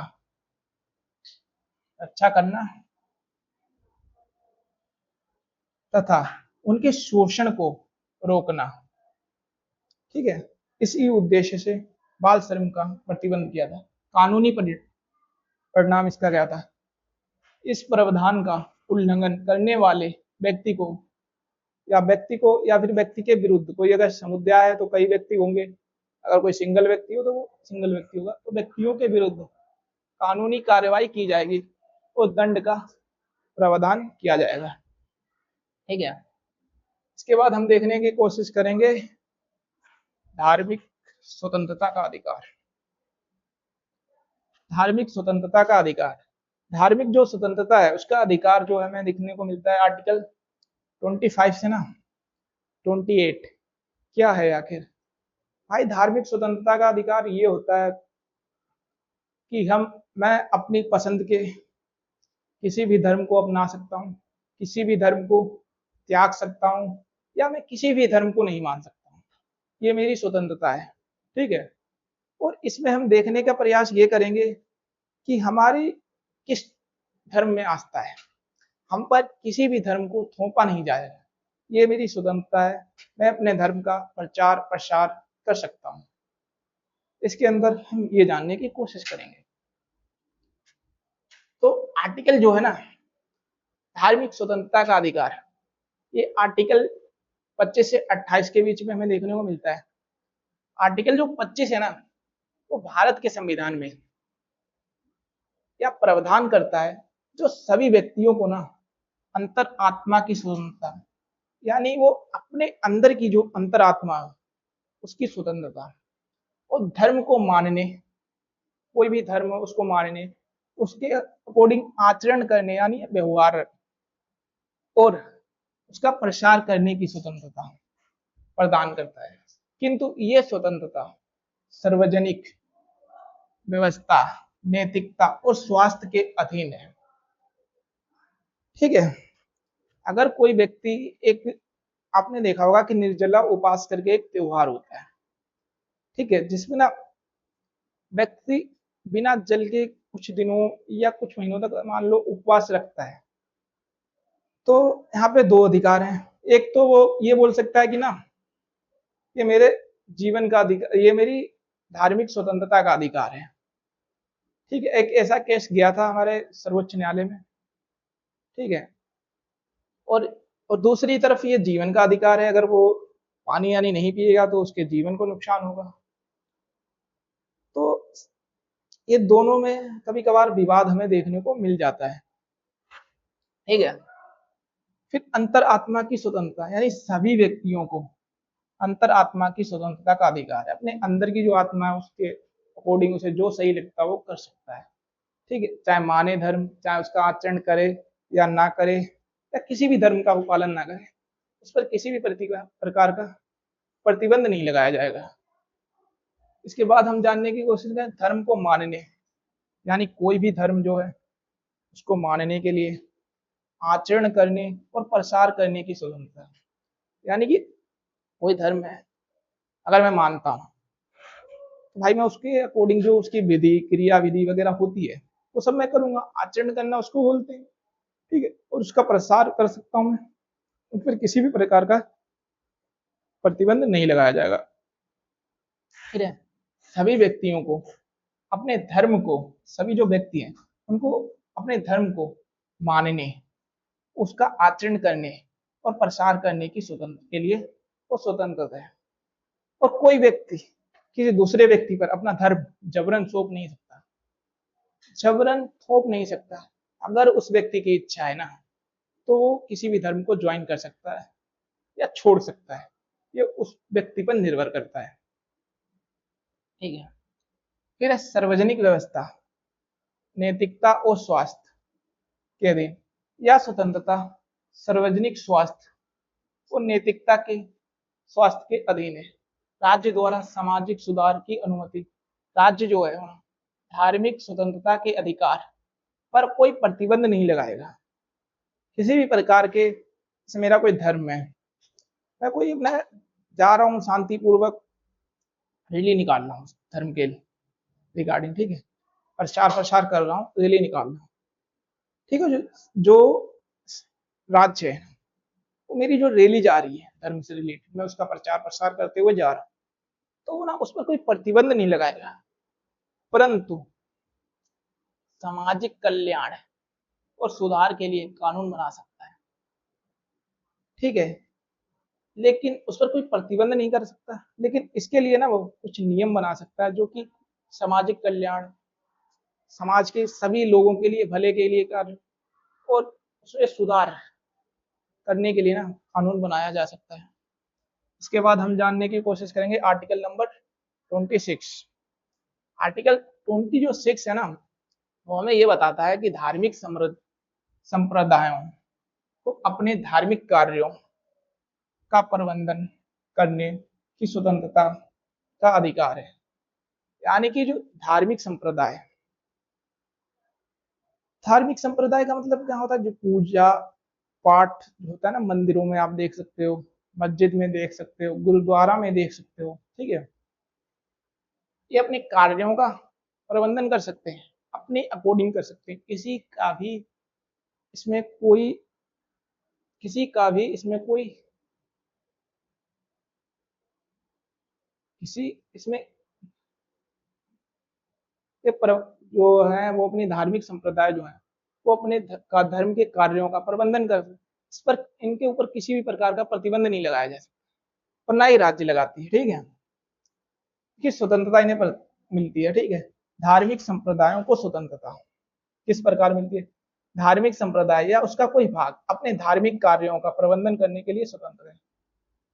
मान लो मैं किसी भी धार्मिक संप्रदाय से आ रहा हूँ, भाई मेरा काम है पूजा करना, हाथ जोड़ना, ये हमारे धर्म में है। ठीक है, तो भाई मैं इसको पालन कर सकता हूँ। ठीक है, इसके जो कार्य है प्रबंधन है मैं ऐसे ही कर सकता हूँ। भाई इसके ऊपर मेरे ऊपर कोई प्रतिबंध नहीं लगा पाएगा। ठीक है, उनकी जो क्रिया विधि है वो किस प्रकार किए जाते हैं, किस प्रकार उन्हें मनाया जाता है, ठीक है, उस पर कोई भी प्रतिबंध नहीं लगाता है। फिर है धार्मिक और परोपकारी संस्थाओं की स्थापना। ऐसे संप्रदाय अपनी धार्मिक और परोपकारी संस्थाओं की स्थापना कर सकते हैं। मान लो मेरा भाई कोई धर्म है, ठीक है, मैं अपनी कोई एक संस्था धर्म की बनाना चाहता हूँ, उसको गठित करना चाहता हूँ, तो मैं कर सकता हूँ। ऐसा मुझे अधिकार है, मौलिक अधिकार के थ्रू मिला है। धार्मिक स्वतंत्रता के अधिकार में शामिल होता है। आप भी बना सकते हो अपने धर्म के रिगार्डिंग। फिर संपत्ति का अधिकार, वे अपनी चल और अचल संपत्ति अर्जित, धारण और उसका प्रबंधन कर सकते हैं। अब कोई संप्रदाय बनता है, जैसे मान लो मंदिर बना है, किसी धर्म में मंदिर बना है या मस्जिद बनी है या सिख, मैं किसी भी धर्म का कोई विरोधी नहीं हूँ, ठीक है, मैं सभी धर्मों का सम्मान करता हूँ, तो मैं सभी के एग्जाम्पल दूंगा, ठीक है। तो अर्जित यानी जो संपत्ति है उसको अर्जित कर सकते हैं, जहाँ पे वो उसका निर्माण करेंगे, ठीक है, उसका धारण कर सकते हैं, और जो वहां पे बनाएंगे उसका प्रबंधन, उसके लिए अपने कुछ नियम होते हैं, हर धर्म जाति के कुछ नियम होते हैं, वो उनको अपने बनाते हैं, ठीक है, उनके अनुसार वो व्यवहार करते हैं, ठीक है। फिर एक कानून के अधीन या स्वतंत्रता, सार्वजनिक व्यवस्था और नैतिकता और स्वास्थ्य के अधीन आपने बना ली, लेकिन इसके अंदर ना सार्वजनिक व्यवस्था और नैतिकता, जो स्वास्थ्य, इसके अधीन होना चाहिए। सार्वजनिक जो न्याय नैतिकता है ना, इसका विरोध नहीं करना चाहिए, ठीक है। सार्वजनिक व्यवस्था के अंतर्गत रहकर आपको कार्य करने होंगे, अपनी संस्था बनानी होगी, अपने नियम कायदे कानून जो आपके संप्रदाय से रिलेटेड हैं उनको बनाना होगा। अब हम आर्टिकल पढ़ेंगे 27 जो कहता है वो ना, किसी विशेष धर्म के प्रचार प्रसार के लिए कर देने के संबंध में स्वतंत्रता का अधिकार, यानी जो किसी जो धर्म है, धर्म के आप अंदर देखते हो कि कोई कार्य करते हैं, उसके लिए चंदा वगैरह लिया जाता है, ठीक है, उसके अंदर चंदा वगैरह लिया जाता है ताकि वो अपने धर्म के अकॉर्डिंग कोई त्योहार है तो वो मना सके। ये खासकर सोसाइटीज वगैरह में ज्यादा देखने को मिलेगा आपको, ठीक है, तो वो अपनी अकॉर्डिंग दे सकते हैं, ठीक है, उस पर किसी प्रकार का प्रतिबंध नहीं लगेगा कि हाँ भाई तुमको देना ही है, उसकी इच्छा होगी तो वो दे देगा, और नहीं इच्छा होगी तो वो नहीं देगा, ठीक है। यानी कि किसी विशेष धर्म के प्रचार प्रसार के लिए कर देने के संबंध में स्वतंत्रता का अधिकार। अनुच्छेद 27 की कुछ मुख्य बातें, किसी नागरिक को उस कर के भुगतान के लिए बाध्य नहीं किया जाएगा। यानी मैं हिंदू धर्म से हूँ, कोई त्योहार आता है, ठीक है, और त्योहार पे चंदा लिया जाता है, तो मुझ पे ना कोई जबरन ये नहीं बोल सकता कि आपको चंदा देना ही होगा, मेरी मर्जी है, मैं दे सकता हूँ और नहीं दे सकता, मुझ पर प्रतिबंध नहीं लगाया जाएगा कि मुझे चंदा देना ही होगा, नहीं, मैं इसके लिए स्वतंत्र हूँ कि दूं या ना दूं, वो मेरे ऊपर डिपेंड करता है, लेकिन उस पर कोई प्रतिबंध आपको थोप नहीं सकता कि आपको चंदा देना ही होगा, ठीक है। किसी भी नागरिक को कर देने के भुगतान के लिए बाध्य नहीं किया जाएगा। इसका उपयोग किसी विशेष धर्म या धर्म संप्रदाय के लिए प्रचार प्रसार करने के लिए किया जाता है।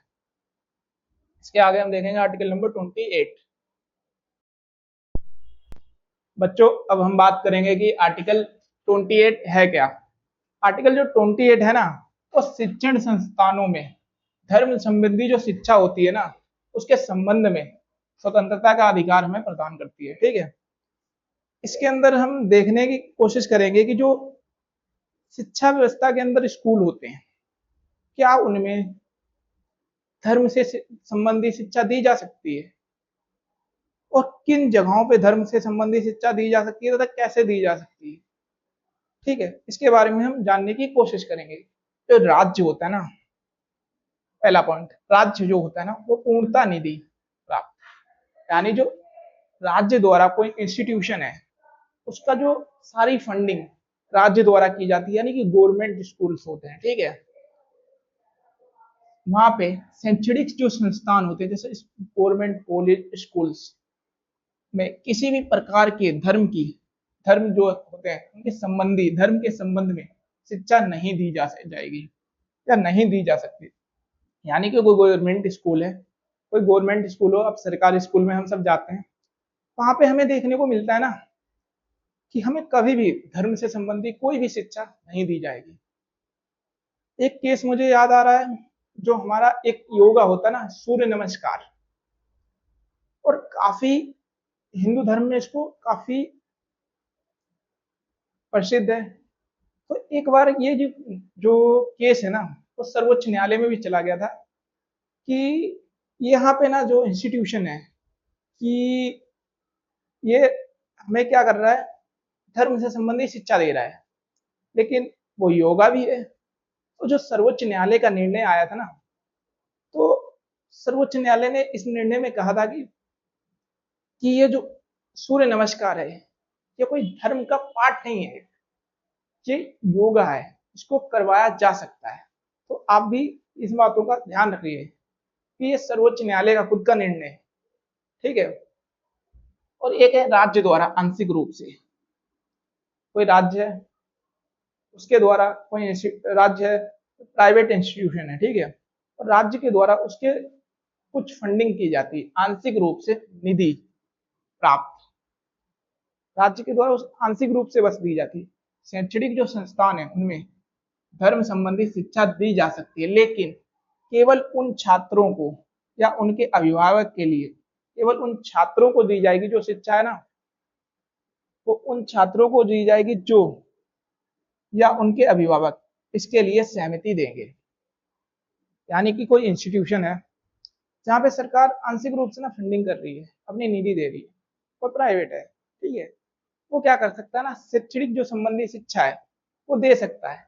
लेकिन कब, जब उस बच्चे, जो बच्चा है ना, जिस बच्चे को शिक्षा देनी है, उसके माता और पिता से सहमति लेनी होगी, तभी वो धार्मिक शिक्षा दे सकते हैं, नहीं तो धार्मिक शिक्षा नहीं दे सकते, ठीक है।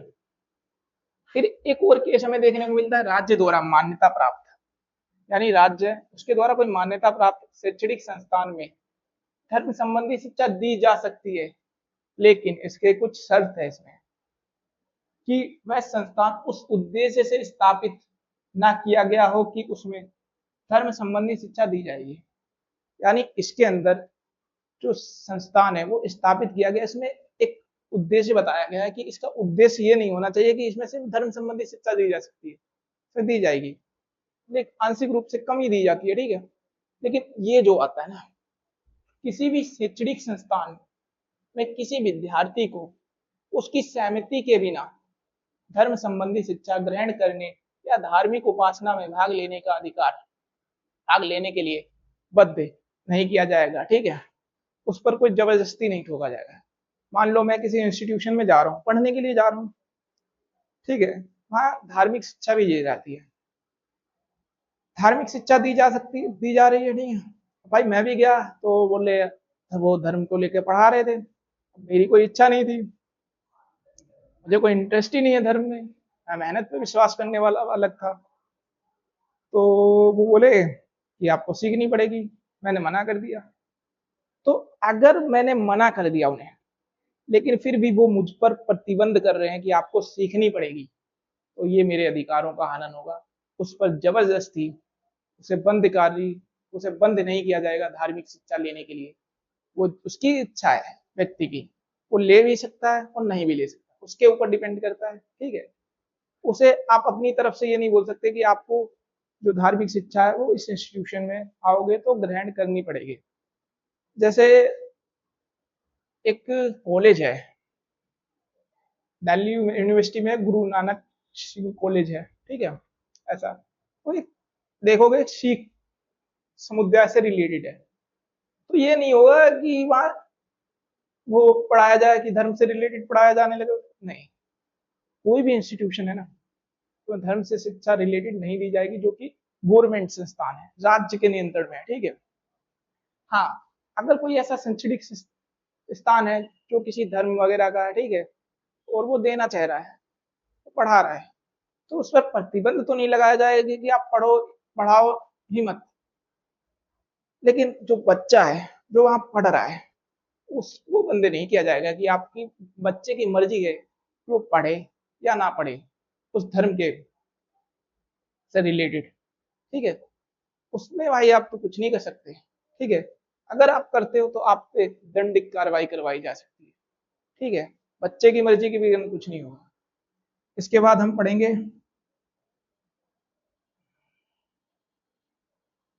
यहाँ जो आर्टिकल हमारा था ना, धार्मिक शिक्षा की स्वतंत्रता, ये समाप्त होता है। और आशा करता हूँ कि आपको ये धार्मिक शिक्षा, इस धार्मिक स्वतंत्रता का अधिकार काफी अच्छे से समझ में आया होगा, ठीक है, और आपको काफी मजा भी आ रहा होगा, ठीक है। आगे हम बात करेंगे एक नए आर्टिकल की, संस्कृति और शैक्षणिक अधिकार, यानी हमें अपनी जो संस्कृति है और जो शैक्षणिक यानी शिक्षा का अधिकार, इनके बारे में, इसके बारे में पढ़ेंगे। और ये जो आर्टिकल है ना 29 से 30 के में है, ठीक है।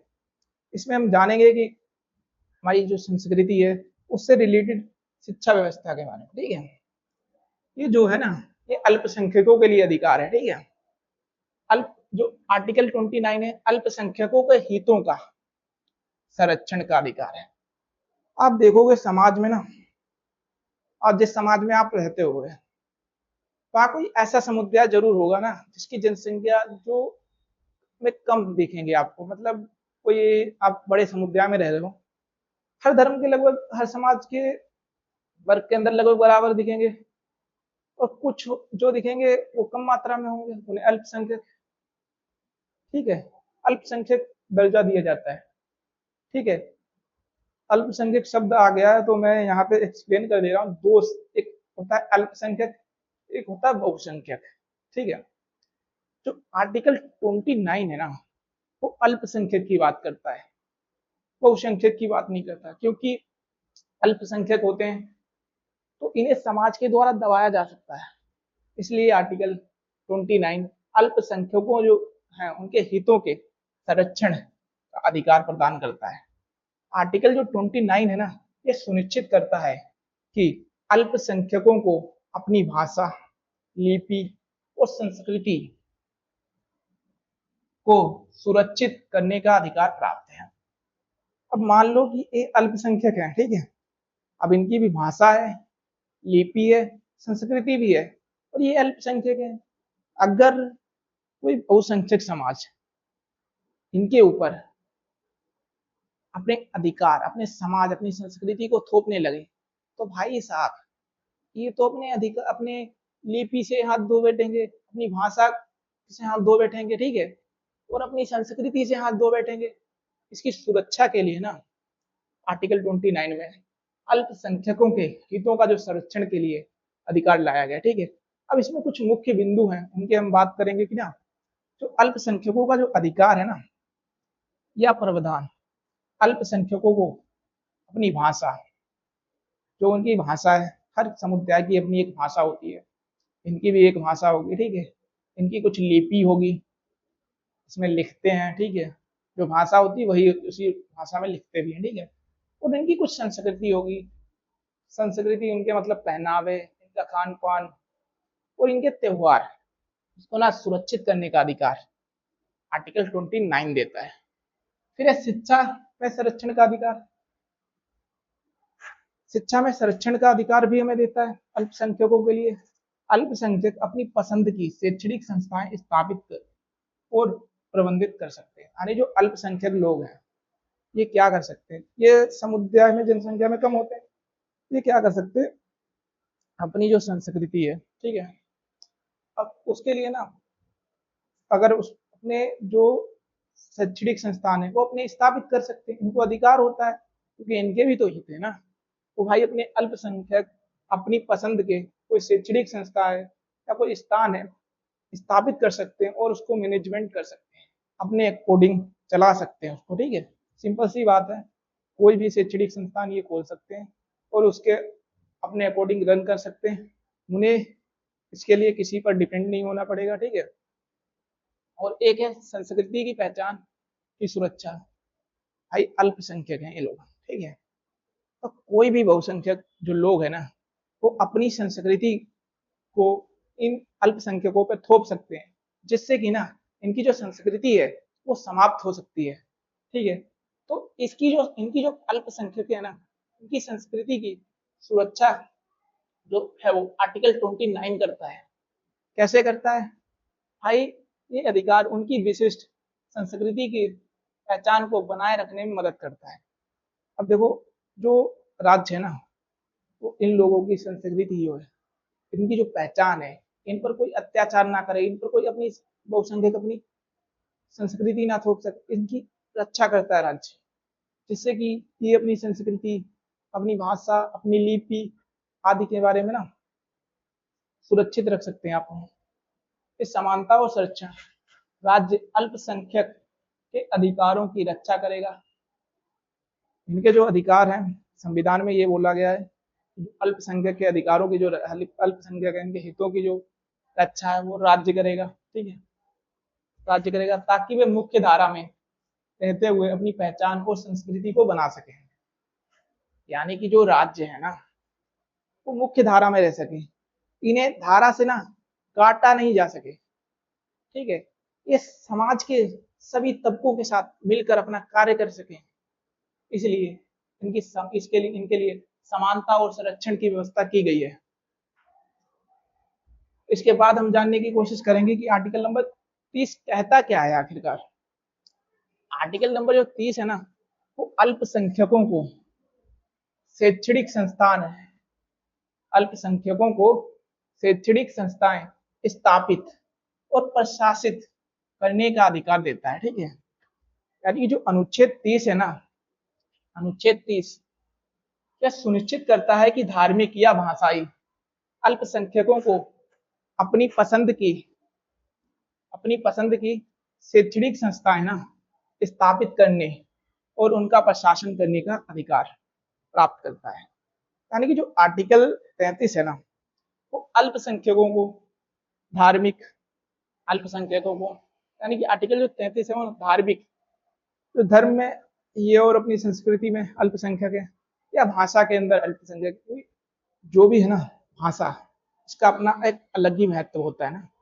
अगर कोई एक भाषा नष्ट हो जाती है ना, समझ लो एक समुदाय नष्ट हो जाता है, तो इसके लिए ना अल्पसंख्यकों की जो भाषा है और उनकी जो धार्मिक परंपराएं है ना, इसको अपनी पसंद की, इनको ना अपनी पसंद के लिए जो, ताकि जिससे अपना प्रसार कर सके ना, वो शैक्षणिक संस्थाएं उनको स्थापित भी कर सकती है और उनको प्रशासन जो है वो चलाने का भी अधिकार प्राप्त है। ठीक है, इसके कुछ मुख्य बिंदु हैं जिसके अंदर हम जानने की बात करेंगे अधिकार क्षेत्र है क्या आखिरकार। यानी कि धार्मिक और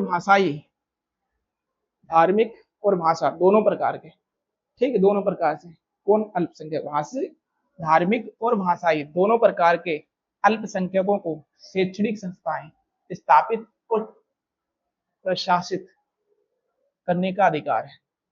ठीक है, संस्थाएं स्थापित करना, यानी जो अल्पसंख्यक है ना वो अपनी पसंद के अनुसार विद्यालय, महाविद्यालय, अन्य शैक्षणिक संस्थाएं स्थापित कर सकते।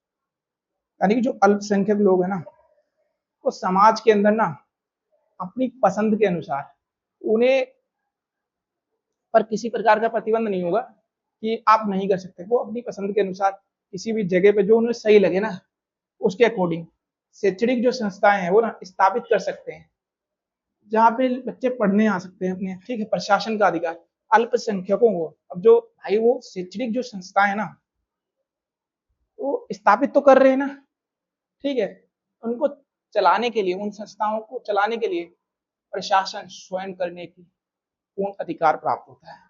यानी कि जो भी ये शैक्षणिक संस्थाएं बनाएंगे, ठीक है, और वो इनका जो प्रशासन है ना वो स्वयं अपनी मर्जी के अनुसार चला सकेंगे, इस पर किसी भी प्रकार का किसी का भी ना प्रतिबंध नहीं होगा। ठीक है, फिर है राज्य के हस्तक्षेप पर सीमाएं।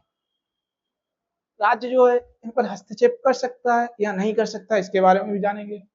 राज्य इन संस्थाओं के प्रशासन में अनुचित हस्तक्षेप नहीं कर सकता। राज्य जो है ना, जो ये अल्पसंख्यक भाषाई और धार्मिक अपनी कोई शैक्षणिक संस्था चला रहे हैं, इस पर ना अनुचित हस्तक्षेप नहीं कर सकता, किसी भी प्रकार का अनुचित हस्तक्षेप वो नहीं कर सकता और उनके अधिकारों का हनन नहीं कर सकता।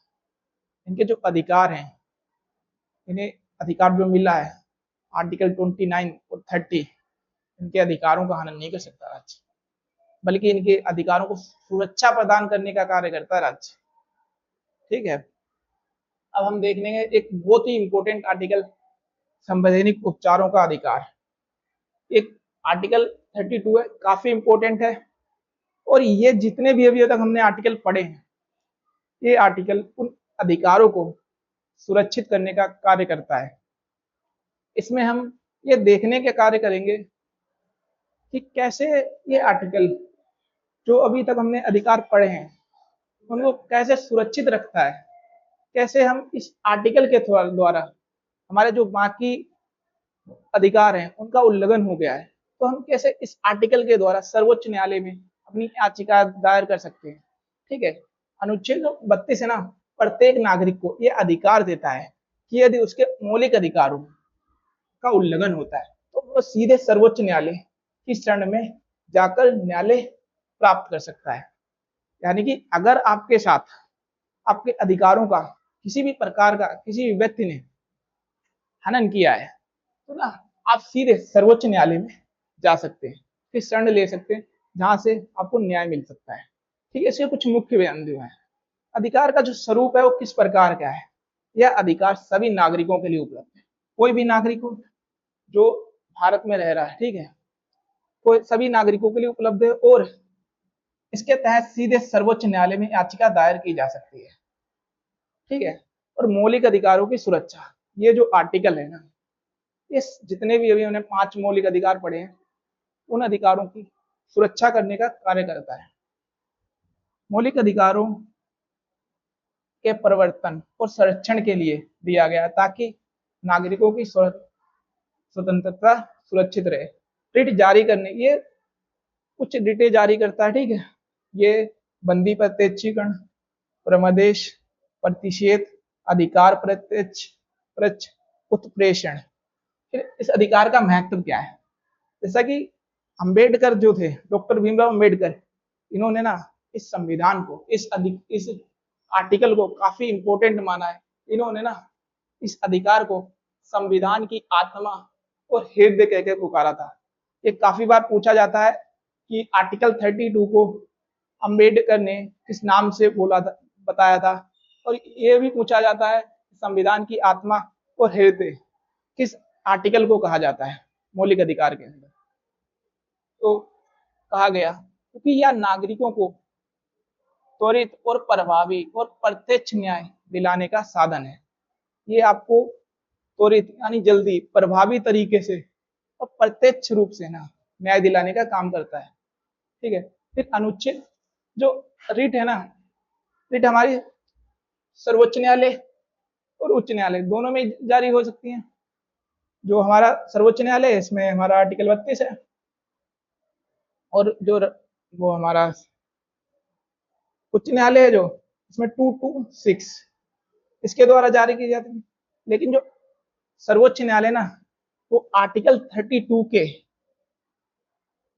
में जो किसी के साथ अधिकारों का साथ हनन हुआ है वो आर्टिकल 2 के अनुसार, आर्टिकल 32 के अनुसार रिट जारी कर सकता है। लेकिन जो हमारा उच्च न्यायालय है ना, वो मौलिक अधिकारों के संबंध में और कुछ अन्य मामलों के में रिट जारी कर सकता है।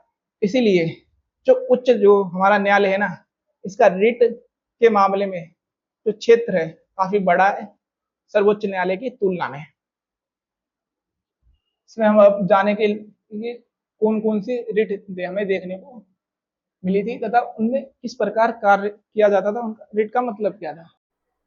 ठीक, तो हम जानेंगे कि रिट जारी करने की शक्तियां जो अनुच्छेद 32 में है, आखिरकार रिट क्यों जारी की जा रही है, इसमें हम ये जानने की कोशिश करेंगे। ठीक है, सर्वोच्च न्यायालय ना निम्नलिखित रिट जारी कर सकता है मौलिक अधिकारों की रक्षा के लिए। वो कुछ ना कुछ रिट 5 रिट हमारे में वो जारी करता है जिससे कि हम अपने मौलिक अधिकारों की हमारे रक्षा हो सके। ठीक है, पहला है बंदी प्रदेश।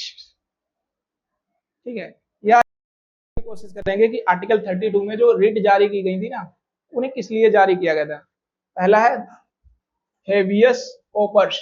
ठीक है, यह जो रिट है ना किस लिए जारी की जाती थी, अवैध रूप से हिरासत, जब आपको ना कोई अवैध रूप में हिरासत में ले लेता है, लिया जाता है। ठीक है, और अदालत संबंधित प्राधिकार को आदेश देती है कि वह उस व्यक्ति को प्रस्तुत करे और हिरासत अवैध पाई जाए तो उसे रिहा करें। यानी इसका मतलब यह है कि अगर आपको किसी के द्वारा, यानी कि जो पुलिस वगैरह होती है वो अवैध रूप से हिरासत में ले लेती है ना, हिरासत में लिया जाता, इसके द्वारा हिरासत में ले लिया जाता, तो अदालत जो है वो संबंधित उसके जो प्राधिकारी होते हैं ना, वो उनको आदेश देती है, उनको जो आदेश देती है, ठीक है, ये जो रिट देती है, ठीक है, आदेश देती है कि वह उस व्यक्ति को जिसको हिरासत में लिया है उसको प्रस्तुत करे, और यदि जो हिरासत है ना वो अवैध पाई जाती है, यानी गलत तरीके से उस हिरासत का इस्तेमाल किया गया कि ऐसे ही ये उचित नहीं है हिरासत, तो ना वो क्या कर सकती है, उसको रिहा किया जा सकता है।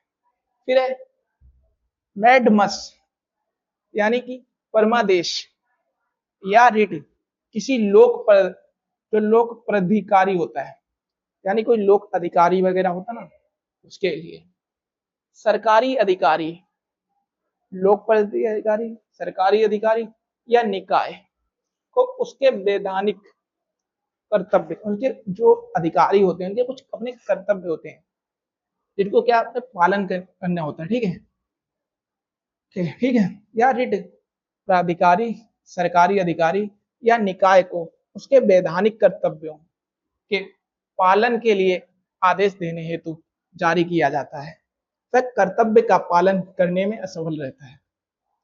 जो या रिट है ना, या रिट जो मैडमास है, यार जो रिट है वो किसी लोक अधिकारी, ठीक है, सरकारी अधिकारी या निकाय या उसके जो वैधानिक कर्तव्य है तो के पालन के लिए आदेश देने के लिए ना जारी की जाती है, जब वह कर्तव्य का पालन करने में असफल रहता है, यानी कोई व्यक्ति है, कोई सरकारी अधिकारी है, वो अपने कर्तव्यों का ना पालन सही से नहीं कर पा रहा है और वो असफल हो जा रहा है अपने जो कार्य हैं उनको करने के लिए, तो उसके संबंध में ना, ताकि वो अपने कार्यों को सफल तरीके से करे, उसके लिए ना मैडमस यानी कि परमादेश रिट जारी की जाती है, ठीक है।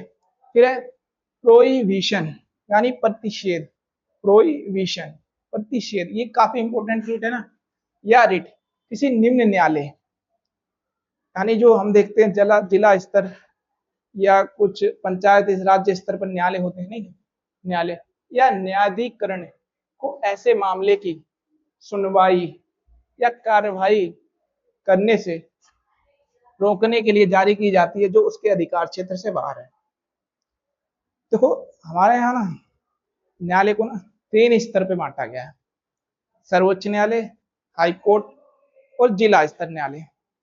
अगर कोई जो निम्न स्तर का न्यायालय है ना, जो कार्य कर रहा है, अगर उसके कार्य क्षेत्र से वो कार्य बाहर है लेकिन वो कर रहा है, तो उसके मामले में ना प्रोहिबिशन जो रिट है वो जारी की जाती है, ताकि वो जो अधिकार से क्षेत्र बाहर हो, ताकि वो अपने अंडर ले सके, ठीक है, ये अधिकार क्षेत्र से इनके बाहर होती है और इस पर ये निर्णय लेने का कार्य करते हैं। इसलिए जो हमारा सर्वोच्च न्यायालय है वो प्रोहिबिशन रिट को जारी करती है, ठीक है, और यह अवैध हो, गलत तरीके से भी इस्तेमाल किया जाता है। फिर क्यूवो वोरंटो अधिकार पृच्छ, ठीक है, या रिट उस व्यक्ति से यह पूछने के लिए जारी की जाती है कि सार्वजनिक पद पर किस अधिकार से आसीन है, यानी कि कोई व्यक्ति है, ठीक है, वो उसका क्या अधिकार है जिससे वो ना इस पद पर बैठा है, ठीक है, और क्या वो वैध अधिकारी नहीं है, तो उसे अगर वो जिस पद पर बैठा है, ठीक है, उसे ये बताना पड़ता है वो क्यों बैठा है। अगर वो वैध नहीं है यानी अवैध तरीके से बैठा ना, तो उसे पद छोड़ना होगा, ऐसा हमारी ये रिट कहती है क्यूवो वोरंटो, ठीक है, यानी कि अधिकार पृच्छ। फिर है सर्टियोरारी, यानी कि उत्प्रेषण, या रिट उच्च न्यायालय और सर्वोच्च न्यायालय द्वारा निम्न न्यायालय या न्यायाधीशों के उस आदेश के लिए जारी की जाती है जो अवैध हो, अधिकार क्षेत्र जो हमारे उच्च न्यायालय और ये सर्वोच्च न्यायालय ना इसके द्वारा जारी की जाती है, क्योंकि निम्न नीचे के न्यायालय होते हैं, यानी कि जिला न्यायालय, ठीक है, क्योंकि उनके जो अधिकार क्षेत्र होते हैं या तो वो उनके अंडर ना हो या फिर अवैध हो, अधिकार क्षेत्र से उनके बाहर हो, उनको उसको रोकने के लिए और अपने पास मंगाने के लिए ना इस रिट को जारी किया जाता है। तो यहाँ पे हमने आज पूरा अपना भारतीय संविधान में अधिकारों के बारे में पढ़ा। आशा करता हूँ आप लोगों को काफी अच्छे से समझ में आया होगा और आज की क्लास हम यहीं पे समाप्त करते हैं। आप कमेंट में जरूर बताना कि आपको क्लास कैसी लगी।